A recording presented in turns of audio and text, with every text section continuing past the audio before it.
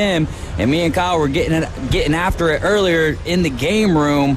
Well, I'd say Kyle was getting after it. I was getting whooped up, man. He whooped me 20-8 in nothing but net. 20-8. He said he was good at nothing but net. I haven't taken him on yet. I will. Let's go. Yeah, he was balling, man. And then we played dodgeball. Should we give an honest review of the game dodgeball, or just it is what it is? Or maybe we have to figure it out. It's like watching pickleball. I would say if you're going to try the dodgeball game here, Wednesday's a good day to do it. Yeah. Wednesday. What do you know? Plate is one of my favorite ones. It's right next to dodgeball, but I mean that one's more fun. It's like, because the dodgeball, we have to have a certain type of ball. It's going to be squishy. Yeah, whatever. right, so it's right, not like your typical dodgeball. If it was, it'd be dope. It would be. I mean, could you imagine dodgeball? It'd be like a food fight, but instead of a food fight, dodgeball just breaks out in Dave & Buster's. This would be a great place. It'd be like a paintball field, but we're playing dodgeball. Hey, and actually, Randy gave me permission to do this. So we're here at Dave & Buster's. We're in the, what do you call this room Sports here? lounge. We're in the sports lounge, okay? We're here. We got a bunch of TVs around us.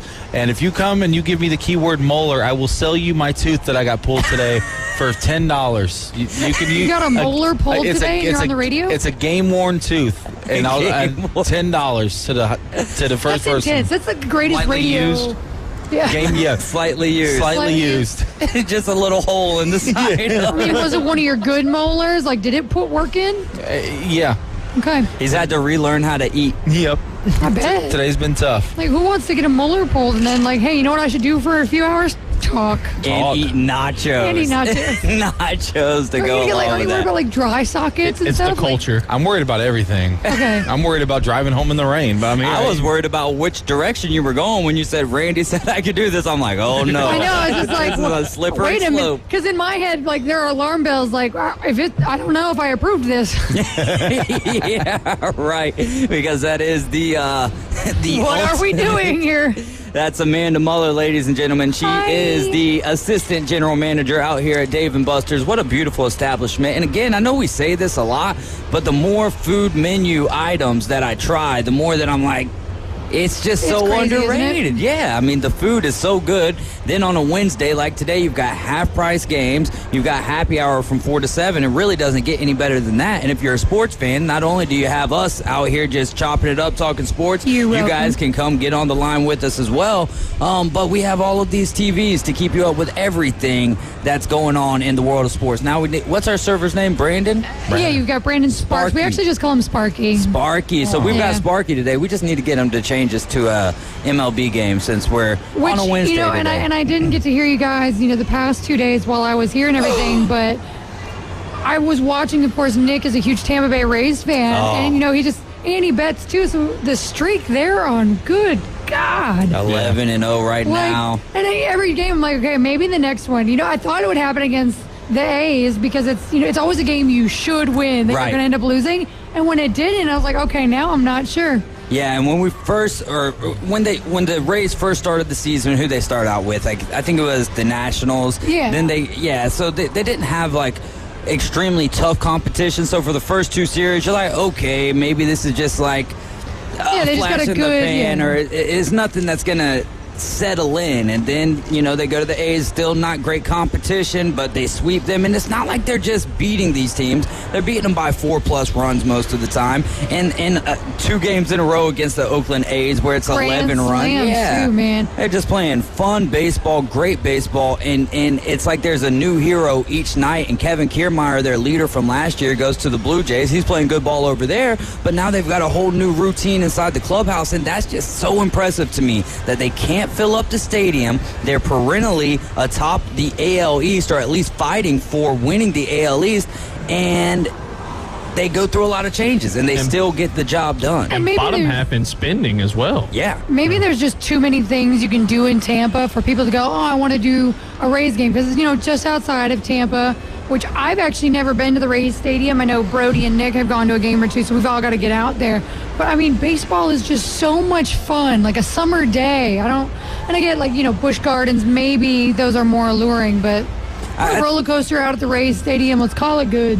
We talked a little bit about this yesterday. I think that the overwhelming factor really is the people who live in Tampa or in the St. Pete area. A lot of those are transplants from retirements, and they retire from where? Up north and come down this way. So I think that that's one of the big factors, because they don't have problems selling seats when they're playing the Yankees or the Red Sox. It's when they're playing the A's or when they're playing the Nationals that they can't As a sell Florida seats. resident, though, like, I'm okay with it because I can pick one of those series and be like, I'm going all three. Yeah, no, 100%. So I'm cool with it. I definitely want it because the Braves are playing the Rays in Atlanta or in Tampa this year, and I'd like to get back down there because Miles was talking about it yesterday. It's an ugly stadium, and a lot of people would agree with you. I'll agree with you because it's a fact, right? Tropicana is just not beautiful. It's not alluring, if you will.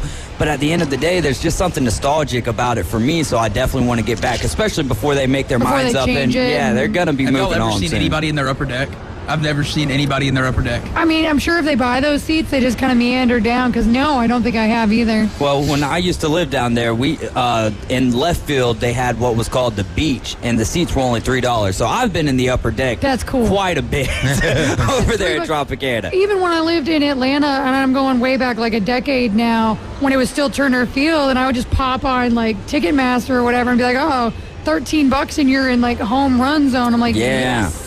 And then you just kind of meander down. Like, Yeah, ticket prices for the Braves have soared at this point in yes, time. yes. But well, Truist Park is beautiful, that's too. the good thing, so. though, is there's not a bad seat in the house. So you can be in the upper deck over there, but you're still getting a beautiful And their experience. atmosphere, like they figured it out. The whole Live at the Battery, if you haven't done it out there, like they have got it right. It's an kind of like experience. a Dave and Buster's at a baseball Yeah. field almost, Yeah, it's without connected. as many cool games. Well, they've got the hotel right there, so it's like even for a family person, it's a one-stop shop compared to if you try to go in Tampa and you're just like, okay, you got to stay in an Airbnb or a hotel 10 miles away. Now you got to worry about parking. Like, take Yeah, care of It's, everything. it's like if Dave and Buster's did a double price Wednesday, like Yeah. instead of a half price Wednesday. Yeah. Today, everything's double price Yeah. and the beer will stop. How do you think you guys' numbers would do if you did a double price day? It would be a very slow day for us here. What about That in the would- summertime, though? Yeah, I would not do that. We like people having fun. Yeah, no doubt, man. And it is a lot of fun at Dave & Buster's. Again, we were playing nothing but net. We played dodgeball. There was one other game. Oh, spin the wheel. Spin the wheel. He spun Oh. his a lot faster than I did, and we still Did you guys both got you 40 connect tickets. four hoops or Yeah. no? We By the tried way- to, and we were going to have a couples match, me and Yeah. Kyle versus another couple, and they kept They it. bowed out. Yeah, Yeah, they they didn't bowed. want the smoke. Yeah. They didn't we want still it. got to I do don't blame 2-minute drill. That's my game. By the way, the wheel game on the far right took like two of my credits, but we'll talk about That it. sounds like user error, but we will get that straight away for you. Operator error. Again, we're It's out very here at Dave & possible. Buster's. Y'all come hang out with us. We got the half price cocktails, half price games. It's happy hour from 4 to 7. Play-in tournament last night. Miami Heat, Atlanta Hawks. What was going on with the Heat last What a night? joke. Taking a 116 to 105 loss. What's the joke? Just the play-in tournament. Like, it doesn't count towards your record, and it's not a playoff game. Yeah, and the NBA doesn't consider it a playoff game either, but it is also extra revenue. And, you know, last night, who was thinking, Well- did you go into that game thinking that, and you're a Heat fan, so maybe you did, but I thought that the Hawks had no chance last night. I mean, I watching this year's Heat team, it was evident that we didn't have a chance Yeah. going in. I mean, honestly, and no, the NBA does not consider it a playoff game, and apparently playoff Jimmy didn't either. So, I mean, the whole team was just awful last night. Bam Adebayo, too soft to be a center. I hope we trade him this offseason. Tyler Hero threw up enough bricks to build 2 new Twin Towers. I hope we trade him this offseason. I want everybody except Jimmy Butler gone. What about the final game for Udonis Haslem? Where was your thoughts on that? That was awesome. I enjoyed it. You know, those last games were always good moments. I love that Dwayne Wade bought him the Miami Heat rocking chair. That was pretty cool. That was cool. But you know, it just let's get somebody younger in that roster spot. He should have left a couple years ago. I love you, UD. Thank you for being a key part of Heat culture. But let's free up that roster spot and get somebody in that rotation that can actually play 82 games. Yeah, because he can still sit and chill on the bench if that's what he would like to do in a more of a coaching type capacity, which is essentially what he was doing anyways. The Lakers taking down the Timberwolves in just a weird game. It was like the Lakers it was kind of like their season, right? They didn't turn it on till the fourth quarter. Yeah. Darvin Ham finally got the guys going. He left D'Angelo Russell in there for the first 3 quarters, and then finally was like, okay, maybe if we go with Schroeder here, things will work out. And then boom, 1.4 seconds left in the fourth quarter. Big shot from Dennis, and then the foul from Anthony Davis. Well, what'd you think about that whole part of the game last night, Drew? I mean, it was weird seeing Anthony Davis have such a blunder, making the foul and letting that game slip away. And it was inconceivable that he could have that big of a, I hate to say blunder again, but it's blunder. It's crazy. It's crazy that a player of that stature still has that mental lapse, kind of J.R. Smith-ish in the playoffs. So is LeBron the common denominator here, right? I mean, Yes. J.R. Smith making the mental mistakes, and now you got Anthony Davis. It was a wild play, and Mike Conley almost missed that first free throw, which would have made that all null and void. But yeah, shouts out to Mike Conley for actually making the free throws, because that could have, like you said, it could have definitely been null and void, but shouts out to him for having the mental fortitude to be able to knock them down. In a hostile environment like that, that's Exactly. tough, man. That's a big moment. I like Mike Conley. He's always been one of my favorite players in the league. Yeah, tonight you've got the Bulls and the Raptors. Raptors are 6-point favorite. Thunder at the Pelicans. Pelicans are a 5.5-point favorite. And the winner of those 2 games. So right now, the Milwaukee Bucks, number 1 seed in the East, they could be playing the Raptors, the Bulls, or the Heat. So how that'll all work, the Raptors and the Bulls will play tonight. Winner of that will head down to Miami to take on the Heat. That's a lot of traveling to get done before the next series starts. Celtics-Hawks is going to be a great, or could be, I don't know. I'm thinking that the Celtics should sweep that series. Or maybe a gentleman's sweep of 4-1. I like Boston to go very deep into the tournament this year. 76ers and Nets. This one could be interesting. You would think that the 76ers should be the overwhelming favorites, but maybe the Nets without a noticeable superstar over there could get something brewing. The Sixers have really taken their foot off the gas here on the back on the final stretch of the season, and I think I was talking to Sean O'Drain. You guys know Sean out there, big Philly guy. He's they're playing not to get hurt, and it's going to be hard to turn it back on here. But you get a good team like Brooklyn, like you said, with no standout superstars. That's a good opportunity for Philly to turn it back on. Well, this is Doc Rivers' best team that he's had probably in Philly. Yeah, from top to bottom. So he's missing Ben Simmons, though. It's definitely hard it will probably definitely be hard for them to turn it back on, as Kyle said, but I think Doc's the type of coach that can pull it out of them. So I think they get out of this. I think it might be like a 4-2, 4-3 series. I want to see Embiid continue having a big season into the postseason. Like I don't want to feel like at the end of these playoffs that your whole goal this year was to get the MVP because you felt like you've been slighted on that in the past. And I don't think he's that type of a player, man. I don't think he is at all, but I want to see him continue to have to be playing top level ball. The final series in the East will be the Cavaliers and the Knicks. That could have a lot of fireworks, man. The Cavaliers are a team that I want to. I don't think that they're there yet, but I want to see them. I would love to see it. That would be just about like how the Final Four was this last year. A lot of people would be like, what's going on? I would find that very interesting. Well, listen, nobody's watching the NBA right now anyway. I mean, they're going through budget cuts. They're telling teams not to hire people because they're suffocating. So why not have? This is a good year for this kind of matchup. Yeah, they're already bleeding. Just give it something like that. And I think it was Dan Patrick on his show earlier this week who had said the Cleveland Cavaliers and the New York Knicks, that's going to be the most interesting matchup because of New York. Because you look at the offseason, they've had a great season up to Knicks' potential, up to what they were supposed to do, but they got the worst draw of everybody because of who they're having to go against. Because if they win, okay, cool, good, you won. You did what you're supposed to. But then if you lose to Donovan Mitchell. Right. And those New York fans are going to turn around and be like, hey, that's the guy we're supposed to have. Absolutely. Yeah. He's supposed to be with us. That would be a heck of a story, though. Cavaliers-Lakers finals. Yeah. You talk about a story over there, man. Donovan Mitchell's a baller. Same way for being a Miami Heat fan, so I feel that Nick fans hate. You had an opportunity you could have sent the house for Donovan Mitchell and asked me if I would have said yes 6 months ago, and I'd say yes now. Yeah. No doubt. We'll see if the NBA scriptwriters can work it in for the Lakers and the Cavaliers. There was a pair of brothers that could be against each other. Yeah, right. No doubt about that. Well, maybe one day we'll get a father-son NBA Finals. That could happen. Be interesting. Got a great show lined up for you guys today. We're going to get in some Would You Rather starting off the second hour. Next segment's going to be fun because we're kind of just going to go behind the scenes and brainstorm a little bit on what our next GOAT of GOATs is going to be. We'll explain exactly what we mean by that, what we did last year, and which direction we're going to go with it this year. So next segment is going to be a lot of brainstorming, and we really do encourage you guys. You can text us at 850-215-6290. Give us some of your thoughts and ideas so we can utilize them and customize this kind of GOAT of GOATs tournament, whatever you want to call it, to work out for everyone, or for everyone to kind of have a little piece of interest in it. I'm sure we're going to have some great ideas, and we'd love to hear from you guys. Also, in the world of hockey, the Bruins set the points record. Now they got the win record over Tampa Bay Lightning and the 18-19 Tampa Bay Lightning and the 95-96. I love my typos that I have in the show sheet today. The 96-96 Detroit Red Wings. Both of those teams had 62 wins.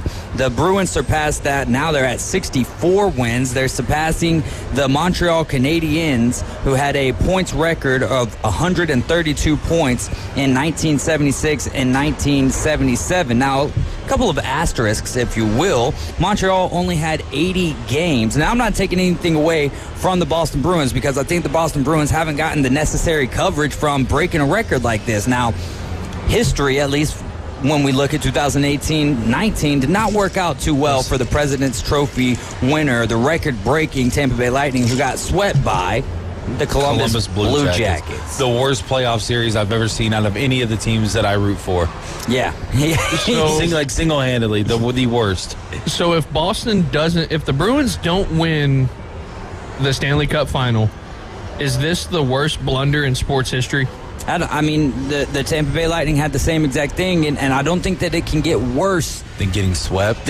Swept by a Columbus Blue Jackets team who really didn't have any type of direction. Their identity was that they were a tough team, and you had to muscle up with them, and that's what changed the identity or the trajectory of the Tampa Bay Lightning, because they realized at that point, or at least John Cooper did, hey, we've got to go toe-to-toe with these guys. It's not just about how flashy and speedy we can be. I agree with Dave. I don't think it can get much worse than that. Even being a fan of it, just like from the outsider's perspective, like not only did Columbus go in there and sweep Tampa, but how bad they won those games too, because I think they won a couple of those games like 3-0, 4-1. It was bad. It was really bad. It sucked as a fan, buddy. I'll tell you that. But to cement yourself, yes, they do need to. They need to win the cup. But I don't think it's going to be the biggest blunder of all time. But to cement yourself as the best hockey team in a singular season, you've got to win the cup with something like this, because at that point, that's what these guys are playing for. They're not playing for the President's Trophy. They don't even want to touch the President's Trophy. Why is nobody talking about the 73-9 Warriors as the best NBA team of all time? Right, 100%. They didn't get it done. Hey, man. They talk about 3-1. MJ really does. We were talking about this in the group the other day. Michael Jordan needs to give LeBron his flowers at some point, because if LeBron and the Cavaliers don't come back there from 3-1 down, then the Warriors are the best basketball team at that point, because they're 73-9. They've got the NBA championship, and that's one of those. One of the things that the Michael Jordan side of the GOAT conversation have to hold on to, because they're losing things. We're losing things, if you want me to put it that way. You know what I mean? It's all about the rings at this point, and that best team in NBA history when it comes to 72-10 and having won the NBA Finals. You're riding with the Afternoon Underdogs. You're listening to ESPN Northwest Florida. One last thing here. Montreal only had 80 games to do it in 1976 and 77 when they got 132 points. They didn't have ties. Or everything was a tie after regulation, and they had 12 overtime losses, so that would have had them up at 144 points. that. Wow. So that's an interesting tidbit there. You're riding with the Afternoon Underdogs. It's ESPN Northwest Florida. Come hang out with us at Dave & Buster's, man. It's happy hour. What could get better than that? We'll be right back.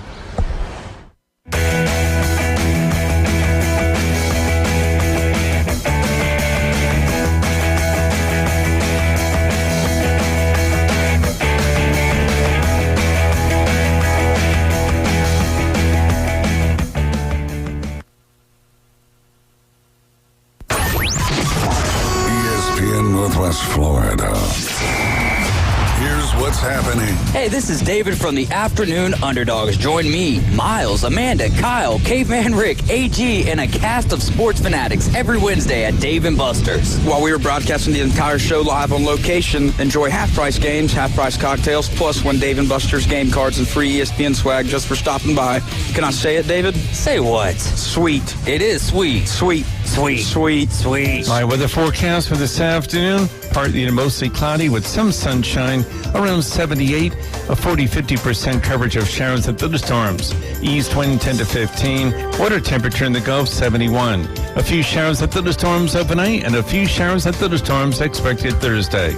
This weather forecast has been brought to you by Earthworks of Northwest Florida. For ESPN Northwest Florida, I'm meteorologist Tim Root. Los Rancheros has been doing it right for 20 years. Los Rancheros brings a top-shelf dining experience to you with the opening of their beautiful new building. Watch all college and pro games on Los Rancheros' 14 large-screen TVs with great drink specials daily from 2 to 5 and during all the games. Los Rancheros, the place for live sports and great food on 23rd Street between Jenks and Harrison. Ben and Deb Collins, owners of Bay Guns and Gear, have been in business since 2010, offering new firearms and accessories with a huge selection available for your hunting needs and personal defense. Turn to Bay Guns and Gear. They have the weapon for you. Discount pricing. And if you can't find what you're looking for, they'll special order it for you. Bay Guns and Gear, across from Grease Pro at 3115 Highway 77. Visit their website, baygunsandgear.com.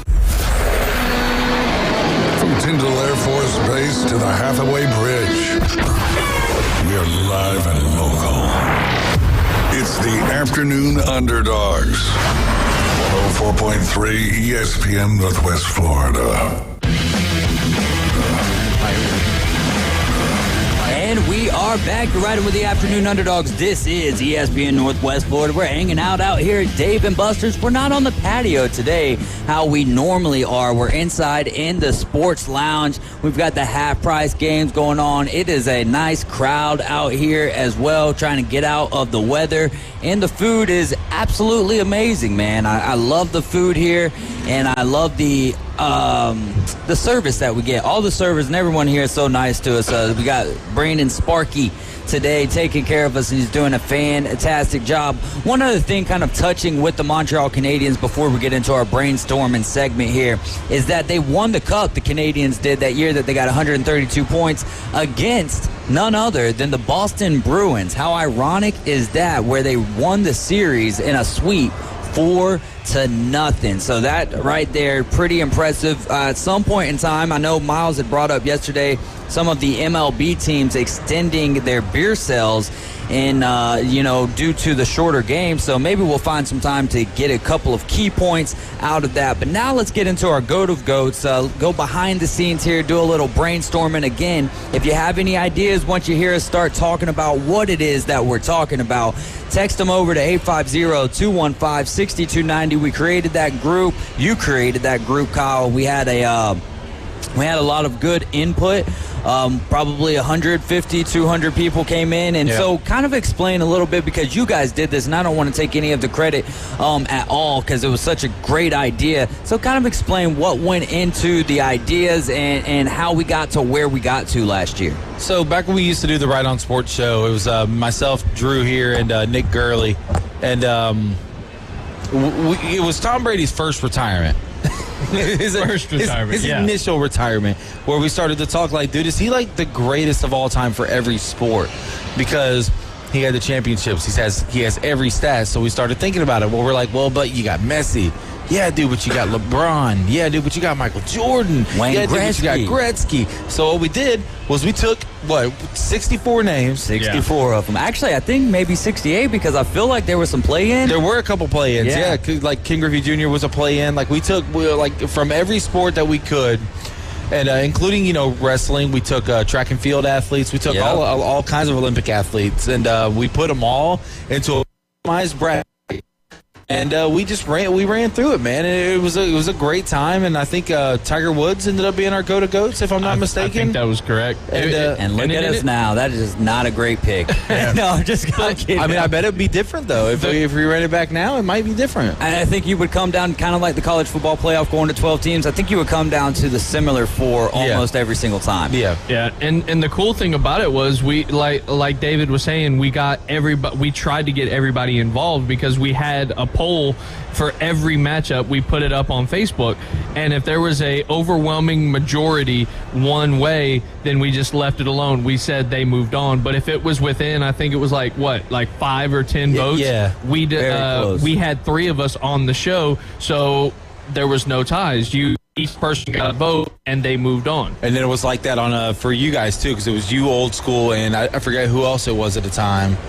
We've had so much. There's been so much. Many different names. But I don't think it was Boston Tim. It might have been J-Mac at the time. Maybe J-Mac. Maybe no. This is I don't remember. But you guys, we're brainstorming here. We're good. Maybe it was Calvert. Okay. Yeah. You guys. I think it was so Calvert. you guys figured it out. Like it was Monday, Wednesday, Friday that we ran it. Tuesday and Thursday was we didn't do it, but it was a lot of fun, man. We just had a great time, and we figured this year we want to do something similar, right? But we want to be way different with this one. So you have the idea of doing 4 different 16 brackets here. Yeah. So I guess we had brought it up, and I meant to go back to the Right On Sports page to check out what it was, because we put a status out, kind of asking, kind of putting a feeler out there. What would you guys like it to be? And we got a lot of good responses. So many so that we couldn't just do a bracket for each of those. I mean, we had coaches, we had jerseys, stadiums, all of that stuff. So I was thinking, well, what if we did, a bracket of 16 of stadiums, and what if we did a bracket of 16 of jerseys, or what if we just did all jerseys but it was different sports, and then so they come down to win their bracket, and now all of a sudden you've got 4 different types of brackets for your final 4, and I think that could be interesting. Taking people out of it, though. How are we taking people out of it? Like a bracket with athletes. But you get down coaches to that would be in final it. bracket, and it's an athlete versus stadium. The athlete's going to win. Right. Well, that's what I'm saying. You can't take athletes, because it has to be, all of this has to be something that meshes, right? Like if you were to do a coach versus a jersey, well, which one is more important to the outcome of the game? Hey, them powder blues, though. But I think like jerseys, stadiums, and logos, I think those are big. So we need like a 4th one of those, or we could have 4 tournaments going at the same time, which would be so much work, because all of us who did put in work on this, it's a lot that goes into setting the polls up and making sure they're going at the right time and all of that. Ballpark food could be a goat of goats all of itself. Trophies is a good one. Is there 16 trophies out there, though, that are worth having a bracket for? What about, I think you dig deep enough. Elite 8. Yeah, you could definitely do an Elite 8, but if you're going to do a full bracket of 64, you got to have 16 even things that none of them overpower the other. What about like a sport, like sports video games? Sports video games could you reach and find 16? Yeah, I'm sure you could. Yeah, you could. When you look back at a lot of people, and like me especially, like some of the older ones I do like a lot more than the newer ones. They just had more features, and they were more in-depth, the older ones. But it depends what sport it is and what game that is. Well, you could tie it. Go ahead. I felt like back in the day, it mattered more on how you played the game rather than what money you spent on the game to build your character up or whatever. Just an authentic gaming experience back then. But if we did that, if we did video games, and this is my vote for the first one here, the first official bracket, If we did video games, you could you include your SmackDown versus Raw in there. You include your Tony Hawk Pro Skater. But wrestlers aren't athletes. Yeah, we've already been through this. But you include your Kelly Slater Pro Surfer. Yeah. You know what I'm saying? Like Tony Hawk. Yeah, your Tony Hawk Pro Skater would be absolutely. It's not just the mainstream like Madden, Right. 2K, like the mainstream. MLB Slugfest. Yeah, Slugfest, NHL Hits. There's your one seed. NFL Blitz. NFL Blitz. What about the like ATX or ATV versus MX motocross? What is it? Mike Tyson's Punch Out. Caves Mike MX Tyson there. versus Punch Out. ATV. Yeah, there you go. MX versus ATV. That's a good game. I think like sports games would match up well with logos or stadiums in a bracket. I once you agree get down with, to those final ones. I agree with that. So I say video games is landed. Now here's the other caveat, right? With NFL. We write this down. You have a pen. Yeah, I do need a pen. Miles, if you can like reach into, I hate that you got to lay that mic down, but if you can reach into that front pocket of my bag, I've probably got 2 or 3 pens in there. The very front pocket. There you go. So video games would be great. Now here's the thing with video games, right? You couldn't it's not Madden 13 and Madden 10. It's what Madden. was your favorite, or just Madden in general, like the franchise of Madden, or a singular Madden? Or do we maybe put it on the group and say, like, hey, what was the best Madden of all time? Yeah, and then like whichever that's one, like your play-in, if you will. Like think for Madden, NBA, MLB. Yeah, and I like There's that. 16 spots. I think you have 2 or 3 for Madden. You do some research, find out what either y'all think the best one is, or what the internet thinks the top 2 or 3 are. You add 2 or 3, and then 2 or 3 MLB, 2 or 3 whatever. Then I think your last 4 or 5 left are those miscellaneous games like Tony Hawk Pro Skater, Kelly Slater Surfing, and then MX versus ATV. Yeah, I mean, Because the sports games are going to overpower, or the 4 major sports are going to overpower those miscellaneous ones. right, and that's why you can only have like the one. But here's the other thing, right? But some people are going to like the 2016 Madden versus 2K8. Well, and that's what we're going to have a play-in for to decide who was the Madden. But then you have your NFL 2K and your Madden. Those are 2 different games, 2 different NFL, franchises. Absolutely. You have your NHL with 2K, with EA Sports games. You know, you have your MVP Baseball. EA Sports used to make MVP Baseball. And now you got MLB The Show. And MLB The Show is kind of a lot like Madden right now, where they just have a lock on the game due to their contract with the leagues. And I think I'm not a big fan of that. And while we're talking about sports video games, how are you guys? Are you a fan The golf of ones? Well, just in general, the fact that like with golf, you have 2 different ones out right now, right? You've got PJ for first time in a long time. for the first time in a long time, and that's good for the gaming industry, in my opinion, because it gives you a choice, right? Yeah. If I have to take Madden, or if I have to play Madden to play an NFL franchise game, then I have nothing to compare it to, and they can make that game. They can put as much time or as little effort as they want to, and as a football fan, I'm going to be pressured into buying that. I think the question you were asking a minute ago, the answer to the question was going to be, it's been the same. Madden has been the same game, copy and pasted, since like 2011, 2012.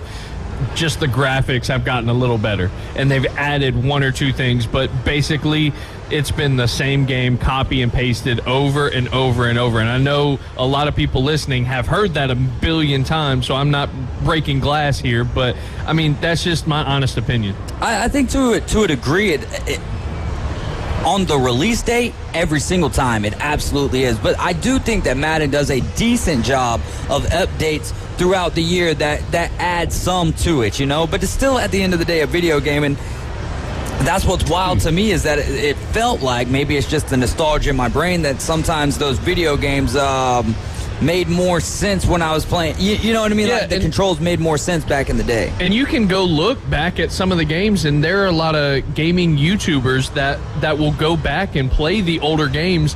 Like, there's a guy who went back and did a franchise mode in 2006 because it had a better franchise mode where you could actually draft players. You used to be able to play with mascots in the old college game. NFL, that would be so awesome. good. Dude, it takes me back. My fiance had just bought like a PS2 probably like 4 or 5 months ago, and she got a couple of games for it, but the seller had sent some games with it as well, and it had NCAA Game Breaker 2001. Wow. I played it for about 5 minutes and was like, It's tough, man. It's tough to go back. Let me ask you guys this. Wii Sports? absolutely has to make the cut, yes. right? We Absolutely has to just make for the cut. bowling and the Definitely. golf. I mean, and that all might of be a that. 1 or 2 seed. It's for real. Like, absolutely. Oh, so this is good. So on Wednesdays now moving forward, we'll start. So next week we can work on video games, right? Yeah. We'll start doing that at 420s here moving forward on Wednesdays. As long as Kyle's here, we will. Be here next week, not the week after. Yeah, But so we'll take a little hiatus from it, but this is something that we can build up and then get a little deeper into it as we get everything tidied up. Well, I was going to say I could call in, but you guys are here at Dave and Buster's on Wednesdays. We can figure it out, man. Hey, somebody give me a cell phone call real quick and let me see if I can put you on the air. Maybe we can get like one of those little tripods or whatever and just put it right here in front. You wouldn't be able to hear us, but you could just say whatever's going on in your mind. Just and talk whenever. hopefully Oh, the Lord. SEC's not listening at that point in time. That's what I do anyway. Brackets. Especially since I'll be on the road. Yeah. Oh, man, the road rage, that could happen. Actually, you're not a very road ragey type driver, so I'm not, but I'll be on my way to Atlanta, so I probably will be that day. that does change it a little bit. All right, so what is next? So we've got video games for one side of the bracket. Do we do logos or do we do jerseys or do we do both? I think you have to include stadiums for sure. Do you? Because and the reason now I agree, like this is fun on a standalone. Stadiums, absolutely. But when it comes down to it, can you be like, all right, what's better, MLB Slugfest 2003 or going to Lambeau Field? And Yeah, it's Lambeau something Field. that we There's never people that- there's experienced, though. Well, yeah, I mean, there's people that hate the Packers, don't ever want to go there. There's people that still hate the Packers and want to go see a game there. But then there's also people who don't really care for the stadium. They would like to see a good football, but they'd rather stay at home and play a video game. Any real football fan wants to go to Lambeau. Right. I would love to go to absolutely. Lambeau. Absolutely. Hollowed I ground. hate the Packers, and Lambeau is the greatest place I've ever seen a football game. I mean, just me growing up in the South, it sounds miserable going up there in the winter and standing in, which I know that's what it's all about, but As a sitting in football 10-degree fan- weather watching As a football game. fan, you don't think going there in like a blizzard game would be the coolest thing to experience? It'd be As long cool as for I'm the first dressed 5 up- minutes, but it'd be Nah. miserable for the next 3 You hours. get some You hand think? warmers. You get, if you go in there looking We like a don't know how to dress cheesaholic or up there. something like that, you know what I mean? Just be fully covered. We don't know how and to you'll be dress good to for the go. winter. We've Which got a makes it resident fun. right here that'll help us out. Yeah. Well, and they have it- stores all around Lambeau, and even like those people with trailers that come out there with hand warmers, Carhartt for all the people that don't a dress hand warmer for accordingly. about $20. They're actually pretty nice about it. Like, they don't jack up the prices of anything because they want you to have a good experience. Oh, that's The really only awesome. thing that's weird, and this is just based off of, my dad and my brother always telling me the horror stories, is that whenever they play a team from New York, they show up in like just jeans, nothing, no long johns underneath. And the restrooms there for men, it's like one of those giant like Troughs. horse troughs. Yeah, my favorite. And he said that a lot of the time the New York guys, like, they have a problem Bring when it those gets to back. that because like they get so cold that they can't use them. They had them in Daytona. They had did. them in Daytona. It That was was really- awesome. it was really Hey, weird. if you want your Joe bathroom line to Gibbs. stay moving, Yeah, we goes. peed next to Joe Gibbs. How cool is that? Did you talk to him? Not at the trough. Well, But you there- got to follow now the you didn't- rules you of the didn't take- trough. There wasn't like open room and you just decided to stand right next to him. No, we followed him in the bathroom. It was like, oh, this is Joe Gibbs. It's my time too, man. did I miss the goats conversation? No, that's what we're No, actually we're there talking now. about now. Okay, so we're good. we're changing it up a little bit this year. So we've already figured out we're going to do a 64 bracket, a bracket of 64, but each side or wing of the bracket, if you will, is going to be a different thing. So we've already decided on sports video games. So we're going to do 16. We're going to work on this each Wednesday moving forward. So we're going to come up with and we'll put it in the group and all of that stuff, having people vote. But we'll come up with our top 16 sports video games, all of the criteria, all of that stuff, the play-in games. If we come up with too many, it'll be a lot of fun brainstorming here. So now we're looking at what is the second 16 set of 16 going to be. So it could be low. It can't be any. You can't do players here because a player is going to beat a video game. Is that what we were talking about? I think yeah, stadiums exactly. is a good one. So you like so I if like it was like stadiums. Lambeau Field versus Madden, which one do you go? Which direction the do you go? entire Madden or What's is it your like favorite sports 1996? video game? WrestleMania. WrestleMania. The SN, like the Super Nintendo version of WrestleMania. Wow. You know what I'm talking about? Yeah, I know exactly what all you're right. talking So about. way With back the in the Undertaker day. and his purple stuff. You Yep. remember? Yeah. So a day at Lambeau Field or Every to be Madden able to game play ever. Well, no, WrestleMania since that's The your best game. one. Lambeau Field. See I think that's where why we're coming into an issue because because that's like, an easy. Okay. It's like UConn playing San Diego State or something. right. These matchups won't happen to the Elite Eight. No, these will be the Final Four, but I don't want it to be that easy. You don't want to do all of the. Yeah, it shouldn't be that easy. But what about like mascots? Because I think mascots is good. I like mascots. I like mascots. I just know that any sports fan should at least choose a game day experience over a video game. That's why if you did like mascots versus games, that would be different. Because I would choose Love a Bull the Bull over a few games, but I don't know. Yeah, I like that. So do we think we could come up with 16 strong mascots? Here's what we're going to do with mascots Orange, right I love now. him. The Philly Fanatic, great one. Big O. I'm going to put mascots in the possible. The WKU Hilltopper. You need to put logos on there. I think logos is a lock. I think logos is a lock. Does cool. everyone agree that logos is a lock? Yeah. Logos is a lock. That one's going to be an interesting conversation to have on the air, too, because there's going to be so many we have to eliminate. Yep. But there's only a few good, like, really cool logos. It was said a minute ago, but ballpark food? I like tailgate food. It has to be tailgate food. But, again, does it come up difficult if it goes to... Is it too weird to say, would you rather eat a hot dog or play Madden? I mean, it's a little weird. I'm eating a hot dog. I'm eating a hot dog, dog. That might just be how the bracket turns out. Because I'm talented, I'm hot dogging while playing Madden, you know? Like, would you rather have the best hot dog in the country or play a game of Madden? Who's going to decide? See, I'd rather have the best hot dog in the country. I like that. I like that, though. I like that. But it has to be, if you call it the best hot dog in the country, absolutely, I want that. But how do we know it's the best hot dog in the country? We're just because assuming Miles we said know. so? Because we voted. Because the restaurant has that hanging up from some fake quote in their... Best cup of coffee The ever. experience. Yeah, experience. That's what makes it the greatest hot dog. James Kelly's, he said logos, he said NCAA 14, college football, and then his last one's the best. Kind of like what you said, just eat a hot dog while you're playing. So it's a tie right there. What was that boxing game on Super Nintendo? Knockout? Was that Mike Tyson's Knockout? Yeah. That's a good one. So on our side of possible here, we have mascots and we have tailgate food. We do have 216 I think being the only female here, I have to say it. Can we do based off cheerleaders? Because, like, DCC, man, Dallas Cowboys got the best cheerleaders. I will rank cheerleaders. I think that would be, I do. That reminds me, I have, like, an idea of something that I don't know if it's a plausible idea. I'm going to guess by the look on your face that that's not radio appropriate. It is radio appropriate. I mean, absolutely is radio appropriate. Like sports traditions, like NFL teams have traditions. They do every single game, or college football traditions.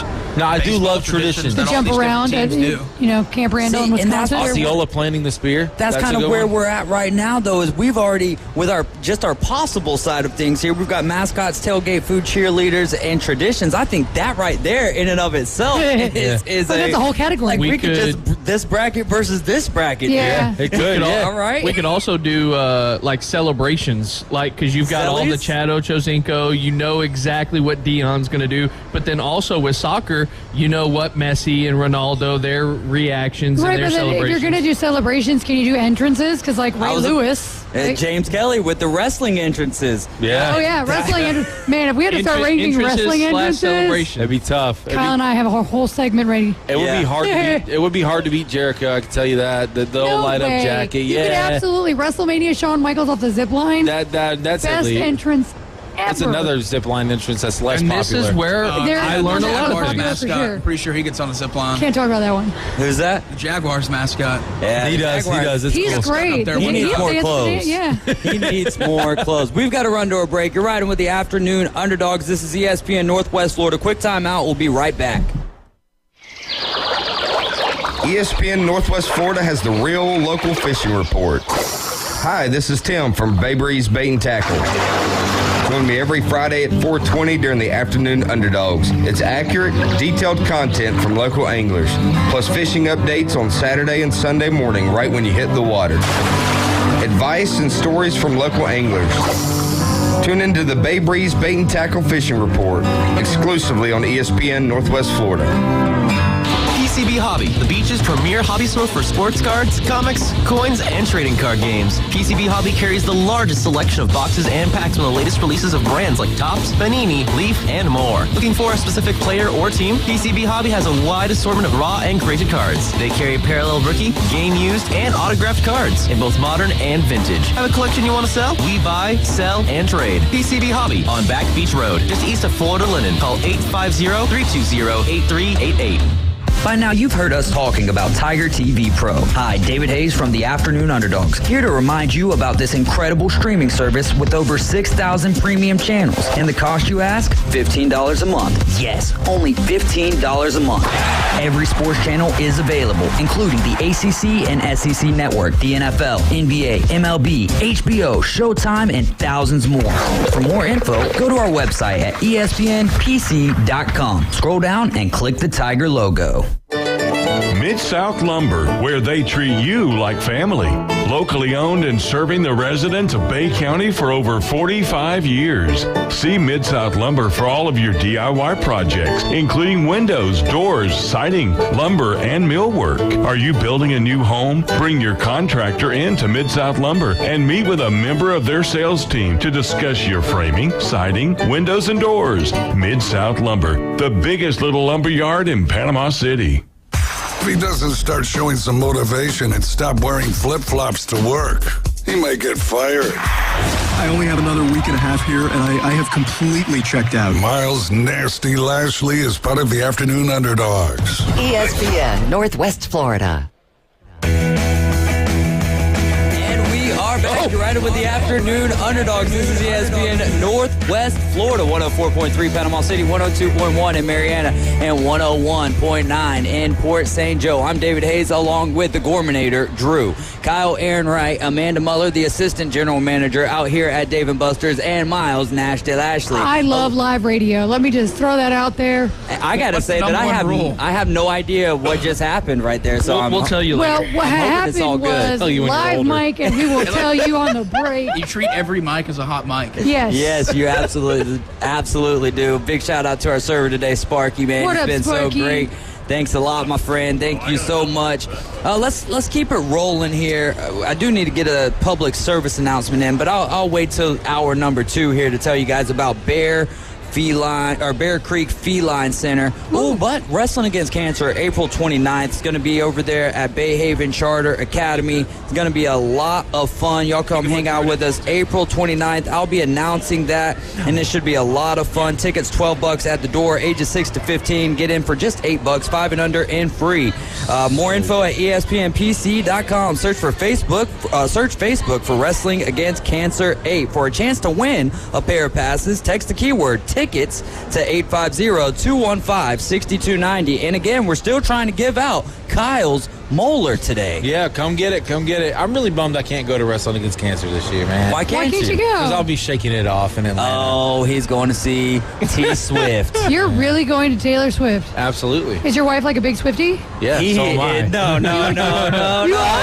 He's the Swiftie. I am a huge Swiftie. Now, see, like, I have nothing against her music or anything, and if some come on, I'm like, all right, cool, but I would never, never bought an album. To that, I would say, you need to calm down. Is that like a Taylor Swift thing? Absolutely. Like, I don't even know what that is. 90% of the words that comes out of his mouth is a Taylor Swift reference of some sort. No hate. I heard it's a great show.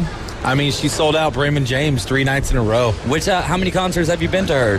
I've never seen Taylor Swift. Oh, okay. Oh, man, this is a brand new experience. This is new, yeah. Was that? I think the Underdogs could sell out Raymond James 3 nights in a row. Yeah, we can. Absolutely, dude. Yeah. I'm ready. Put that on your Ken Miles do list. Yeah. If you're wearing the outfits she wears during the concert, maybe.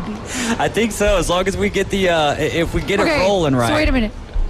Wrestling event or Swiftie concert? Come on. Which one costs more money to go to? I'm not worried about money. Like, which one costs more, Swiftie? WrestleMania is the single greatest experience I've ever had. I said wrestling event. Oh, like what kind of wrestling event?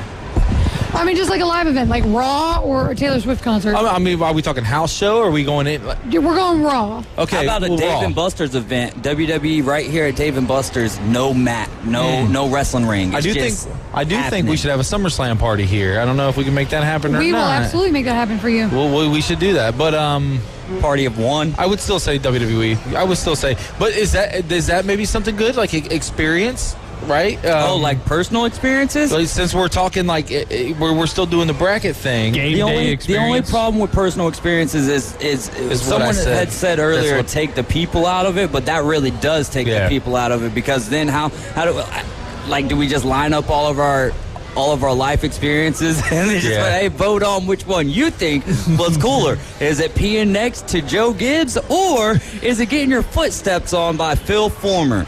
You got a lap dance from Phil Fulmer. Yeah, that was a wild time there down in Jacksonville. That's a true story, by the way. Not an intentional lap dance, but he definitely. I'll tell the story real quick. Yeah, go ahead. So we're sitting here watching Eric Gray, who's about to go into the draft press conference. Yeah, where Eric Gray and Jeremy Pruitt are in the Tennessee press conference after the game. Incredible game, incredible. Best, I would still say to this day, coolest football experience we've had being at a bowl game, because just being on the field when Tennessee scored that game-winning touchdown, unbelievable. But we're in the post-game conference, and freaking Philip Fulmer's coming through. We're like, oh, my God, this guy's like SEC royalty almost, you know what I mean? Real. And he slides by us. He comes right by us, and they're talking to us. Well, he steps on David's toe and, like, falls in David's lap. I was like, dude, you got a lap dance from Phil Fulmer. Yeah, and then it's all. And the thing is there was so much room in the press conference still, and we're the only two in this row. There's like 4 rows in front of us that are wide open, and he's just like, I'm coming down this row, and so did his whole family. Keep in mind the other side of this aisle was open too. Yeah, they could have walked in on the other side too. But at the end of the day, man, hey, as we all know, everything happens for a reason. He could smell the mullet A on you. Yeah, that's exactly. He said, I gotta get rid of this. Yeah, get rid of that guy. Yeah, man, what a time that was at the Taxslayer Gator Bowl. Yeah, was that 2000? That was before the world stopped, right? Right before Tennessee, COVID. Yeah, Iowa. Yep, and that was Indiana. Indiana. Yep, and then David tried to get us killed at our hotel. Yep. Anyway, do we need to get into the story on that, or probably just leave that one alone? I mean, I'm voting on that experience alone. I'll tell you. No, I'm dead asleep. 3 a.m. David comes in, slams the hotel door. Kyle, somebody's coming. So he's not doing it justice. So I'm like out there. We didn't even get home we didn't even get to the hotel till like probably 1 o'clock or so. Midnight, yeah. And so I was still kind of wired. That was my first bowl game I'd ever been to. So I'm out there sitting on the porch smoking, and then this guy starts walking up the stairs, and I'm like, oh, he don't got a good look in his eye. He just don't. So I like run into the room, or like kind of go in the room, shut the door. And next thing you know, he's like banging on the windows and stuff. I'm like, oh, bro, what's going on? So the windows are huge. So I'm telling Kyle, I'm waking him up like, maybe you might want to get off the bed. So if this guy does do something crazy, at least you won't catch a bullet like while you're in the bed, essentially. So yeah, wild story, wild times down there in Jacksonville, Florida. We left town at like 4 a.m. to come back home. Let's table the discussion of Goat of Goats. Let's start hour number 2 off with that. We'll find room. We'll find some room. I want to get back into that. But first, while we have some time here, let's get into Miles' list. Yeah. We've only got 2 more days with Miles Nash-Lashley here. Well, we've got today, we've got Thursday, and Friday will be the last show for Miles Nash-Lashley. First, I got to say, it's been a lot of fun having you around, man, and kind of having like a wingman, if you will, for the sports world, for what we do around here. And so it's been a lot of fun. Definitely going to miss you. But I would like to say this to you, like because I get your attention on the show, and it's hard to get that anywhere else. Amen, brother. Okay? I'm a great listener. Yeah, thank you for cutting me off already. But I want to tell you that, dude, you're young. You got this opportunity. You want to find a bigger market. I think you've got the talent for it, and I know you've got the knowledge for it. You just have to push, and you have to, and I mean this from the bottom of my heart, don't be an idiot. Appreciate that. DBAI. We're going to get that tattooed on your forehead. As long as you're not an idiot, you're going to be fine. No doubt about that. All right, so, Miles, all the time on the show, you come up with things, and we're just like, you really think you could do that? You've said a whole bunch of them, and a lot of really interesting things, and you've got a lot of confidence, and that is a fantastic thing. So Miles has put together a list of the top 10 things that he thinks he could do revolving around the professional sports world, or maybe some feats that we think are unattainable. Yeah, an honorable mention. Me and Drew were talking about this before the show. Coming in at probably number 11 is beat a tiger in a fist fight. Because first of all, tigers don't have thumbs. They can't punch, and if it was just a one-on-one straight-up fist fight, like no below the belt, all that kind of stuff, I think I could beat a tiger in a fist fight. But down the list. No. We're dissecting each of these. Yeah. So that's an honorable mention. Yeah, okay, all right. Then we'll start with your list. Though I don't think you can do it. If it's a fist fight, they don't have fists. Technicality. So who's technically? I know, but I'm not letting the curl up my fist. I'm not letting the technicalities slide. They've got claws. They've got teeth. But they've no got thumbs. instincts. How's he gonna punch? It's a fist fight. I'm with Miles here. All right. I'm just not. He would have to swing around and hit in the back of the head is a no-no in boxing.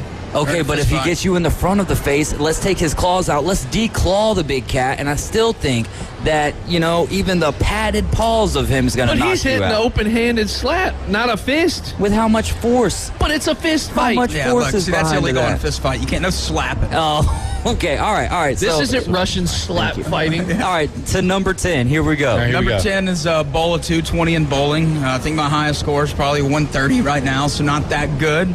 But I think if you stick me in there for 12 hours, I think I could get it done. It may take me a little longer than that, but I do think I could bowl at 220. I want to get y'all's thoughts, and if y'all could bowl at 220.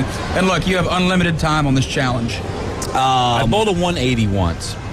Yeah, I want to say that my PB, personal best, is probably 160 to 175, somewhere in that area. So you could do it with enough time. We don't need to know about your dad. I don't know, man. I'm not. My dad's a pro. I think if I played a whole lot consistently, yes, but on any given Sunday, absolutely not. Like, no. If you're in there for 12 hours? 12 hours? Your arm would be falling off, dude. Especially you got mine. 2 arms. That's a tough sport. That's why you got 2 arms. You're going to get worse if you go to the left arm. Well, maybe you start on your non-dominant arm. All right. So what's the caveat here? If you start at like 6 a.m. Give me a a.m. timeline. Give me a timeline. Yeah. 12 hours? Just 12 hours? I mean, do you think you can do the it rest of your life? No. I think I'll bowl a 12-20 before I die. A 12-20? Not a 12-20, a 220. My man's going to put four perfect games together. I love it. When's the last time you went bowling? Probably a month ago. Okay, no. And what'd you score when you went? What'd you roll? 120. 120? So you need 100 Pick more. up 100 pins. I don't think so, man. I think in your lifetime, just based off your build, yes. Just based off your build, yes. But I don't think that you're going to take it serious enough to get it done. We'll see. Number 9. You can do one more, number 9? Yeah, number 9. For the break. Number 9, I think a lot of us here could do this.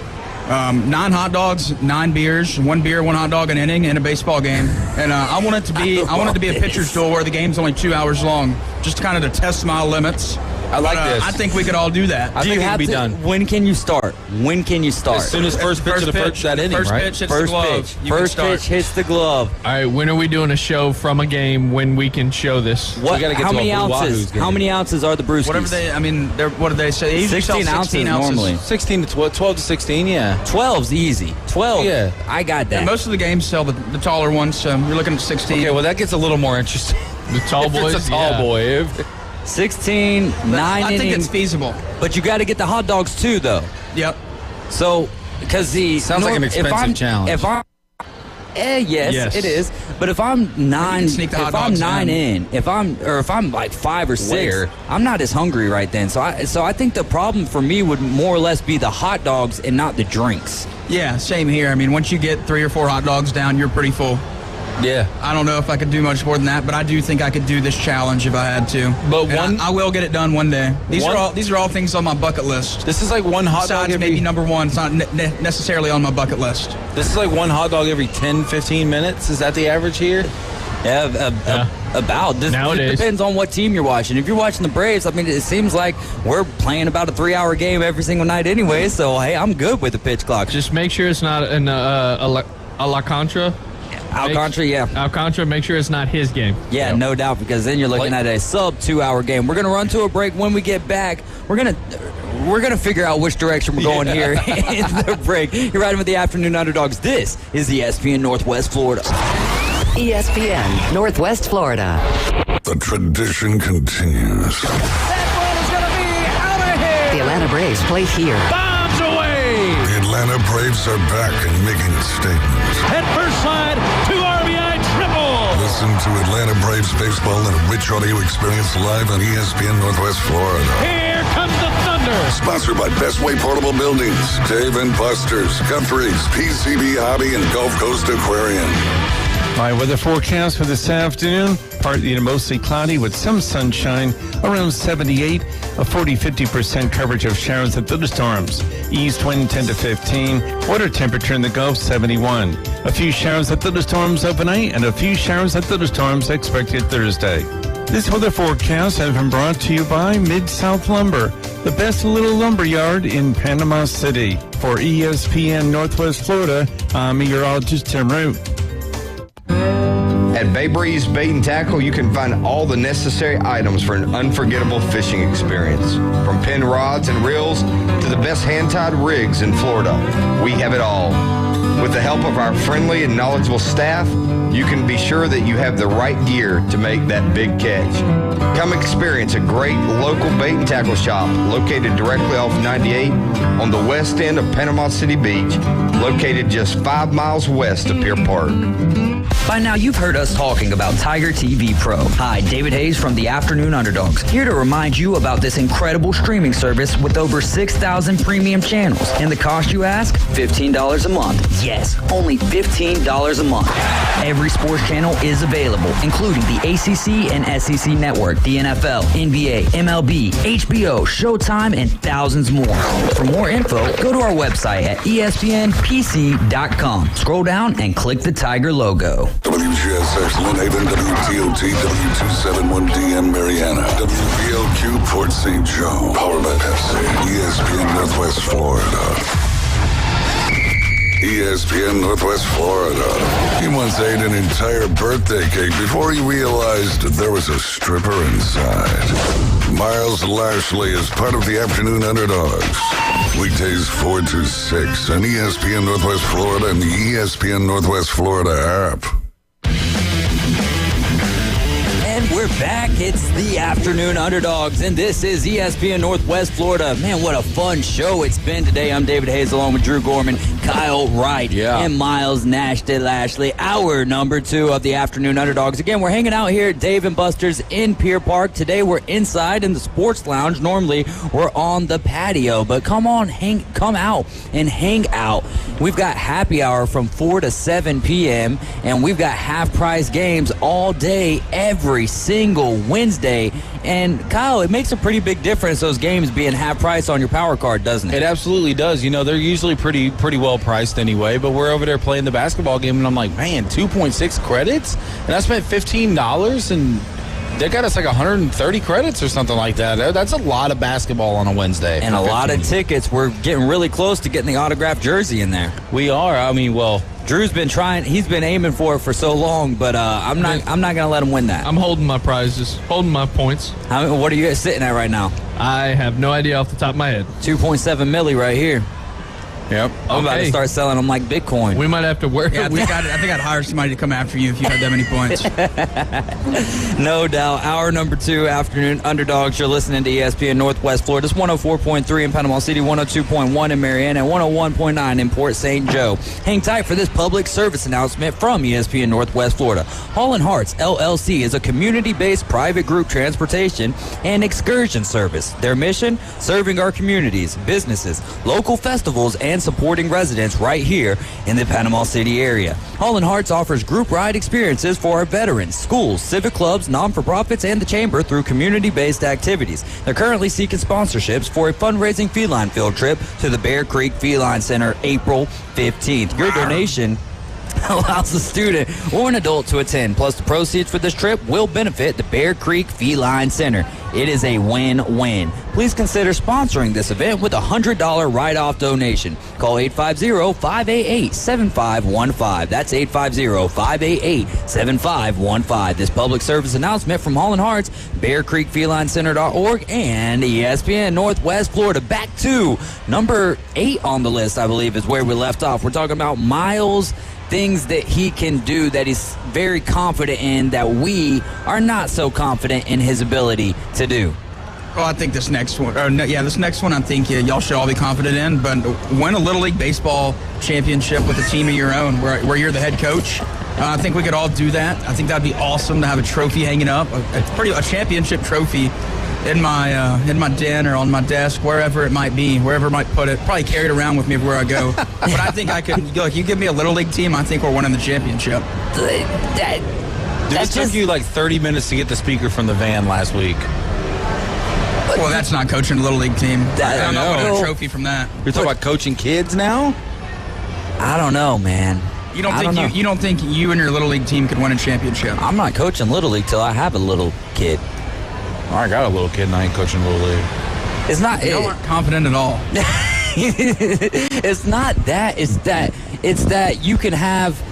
Well, it's all about the players that you end up getting. What if you just don't have good players? How are you going to take them to the Little League World Series? Baby. And secondly, on top of that, you've got to get them into Little League, and that just depends on the area that you're coaching at. Do they actually have the Little League organization, or is it just Disney Dean or whatever? Not like Little League World Series championship, just like a rep championship. Oh, then yeah, 100%. 100%. Yeah, you just changed the dynamic of that World completely. Series, I mean, those coaches have been going at that for years and years and years. Okay, well, that's where I thought you were trying to get with that. I feel like Miles would be the coach. I'm fine with the Rec League championship, plastic trophy.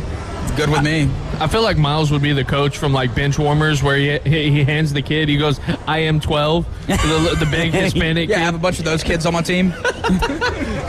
I am 12. Caveman Rick says, I couldn't do it. I don't believe in the Little League World Series on TV anyways. I love his animosity, his tiff with the Little League World Series. That's always fun to talk about during the summer. All right, number 7, where are we at? Number 7's win an amateur. This is not professional. Amateur pickleball tournament.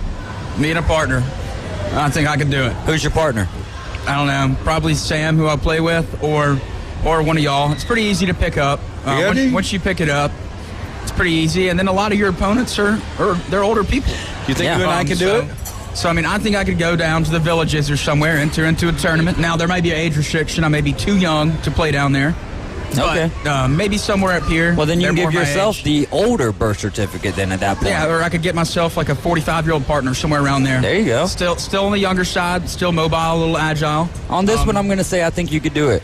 I think y'all can do it as well. I believe in you, Miles. This segment's not about us, Miles. This is about Miles Nasty Lash. Yeah, okay, but I start to sound like a lunatic when I'm the only one who thinks I could do one of these things. Well, that's what this whole thing's about, buddy. That's what the plan was, brother. That's what the plan was. We're providing entertainment right now. The next one's a good one. All right. We've talked about this one before. Number 6 on my list is I think I could score a point on Zach Eady.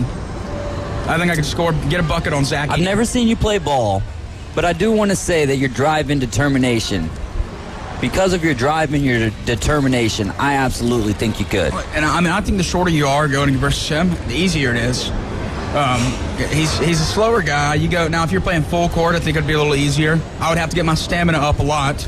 I'm sure his is already up there, but you just want 1 point, not a game of one-on-one, right? Yeah, game. I just want a bucket. I want to get a bucket against him. He is 7'4". Yeah, but Drew, look, this is my thinking on it. He's once he gets going up and down the court, he's usually pretty tired, which is why I'm saying I would have to get my stamina up. Do people usually play one-on-one full court? No. These are the circumstances to get a bucket on Zach Eady. You're playing in a full court arena, probably Madison Square Garden. You and him, sold out house. He gets the tip. He gets the tip, obviously. Sold out. Dream big, baby. You have to make 1 bucket. You run up and down the court, just get him tired a few times, and then you sneak right by him. He doesn't even see you go under him because he's so tall, and you just shoot the layup. I love it. Then you still got to make it. I think another way you could go about it is, just before you even get to half court, you just throw the ball at the glass and then hope that it goes the opposite direction of what he's going in, and you could just grab it and beat him to the ball and beat him to the hoop. Yeah, or if you make him somehow think that you're the worst basketball player on planet Earth, he won't even guard you, and you'll have plenty of shots to make it. Yeah, like, hey, I never played college ball, and I know you played D1 over there at Purdue, but he might not guard me, so, I mean, this challenge could be very easy. I like it, man. I believe in you. I think you can score a bucket on Zach Eady. Yeah, in a one-on-one full court competition, I think that maybe if you don't pass out from exhaustion, that's why I have to get the stamina up. I would train for like 6-7 months for this.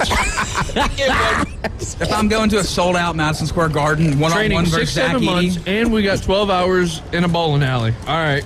Keeping tally here. Bowling alley's the rest of your life. That challenge. Yeah, I think I could land an airplane if I went to pilot school. Hold on, don't ruin anything yet. Don't ruin anything Number yet. 5. hit a ground ball or pop up off an MLB pitcher? Who's the pitcher? Give me anybody. Give me the nasty. Major Give me League R.A. Baseball Dickey level. Shuffleball. How many? Yeah, I think so. How many at bats? How many pitches do you get? From 8 a.m. to 5 p.m. A normal work day. I think you could. Because you can get lucky and hit one. I think all of us here could hit a pop-up or ground ball versus an MLB pitcher. I think we could make contact. I don't think it would be very strong contact. I'm not saying get a hit. I'm just saying put the ball in play. Yeah.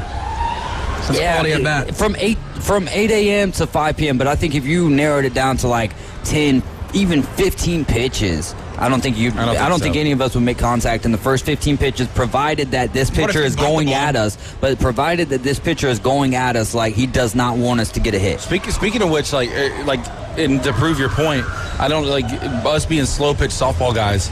I don't know when the last time you took like a fastball was, like an actual fastball. It's a long time. But I was taking them like 75, 80 up at Mark's Barn in Indiana. Like you guys know who Mark is. That's got to be a big difference. And it was like no timing. Like I was arm swinging. Yeah, trying to get everything right. It would be interesting. I would like to. It's been a long time since I've seen any real speed, but it would be interesting, man, because it's. I don't know how long I've been playing softball for now, and obviously took a nice, decent hiatus there as well. That's always been the hardest part of softball for me, is like waiting on it to get there. You know what I mean? MLB players have an average of 20/15 vision, right, State Chris says. And like Caveman Rick says, if the pitchers seriously wanted to make sure that you couldn't get a hit, there's no way. And I agree with that to an extent. Now, from 8 to 5, same pitcher pitching for 12 hours. I think I could bunt a ball maybe second or third try. Bunt a ball, second or third try. No. 99-mile-an-hour fastball. I'm trying to think. I'm trying to think right now. Like, there's got to be someone that I know that would. If we just need to find somebody that throws mid-90s. Well, because I don't think Jay Chapman can. I think Jay Chapman, if he can still throw with how his arm is these days, I think he can still get you in. He's been out of the league for a while now. Does Tombo Martin still live in Bay County? I'm not He's sure. He's been retired for quite a while. Cody, you ready for the next one?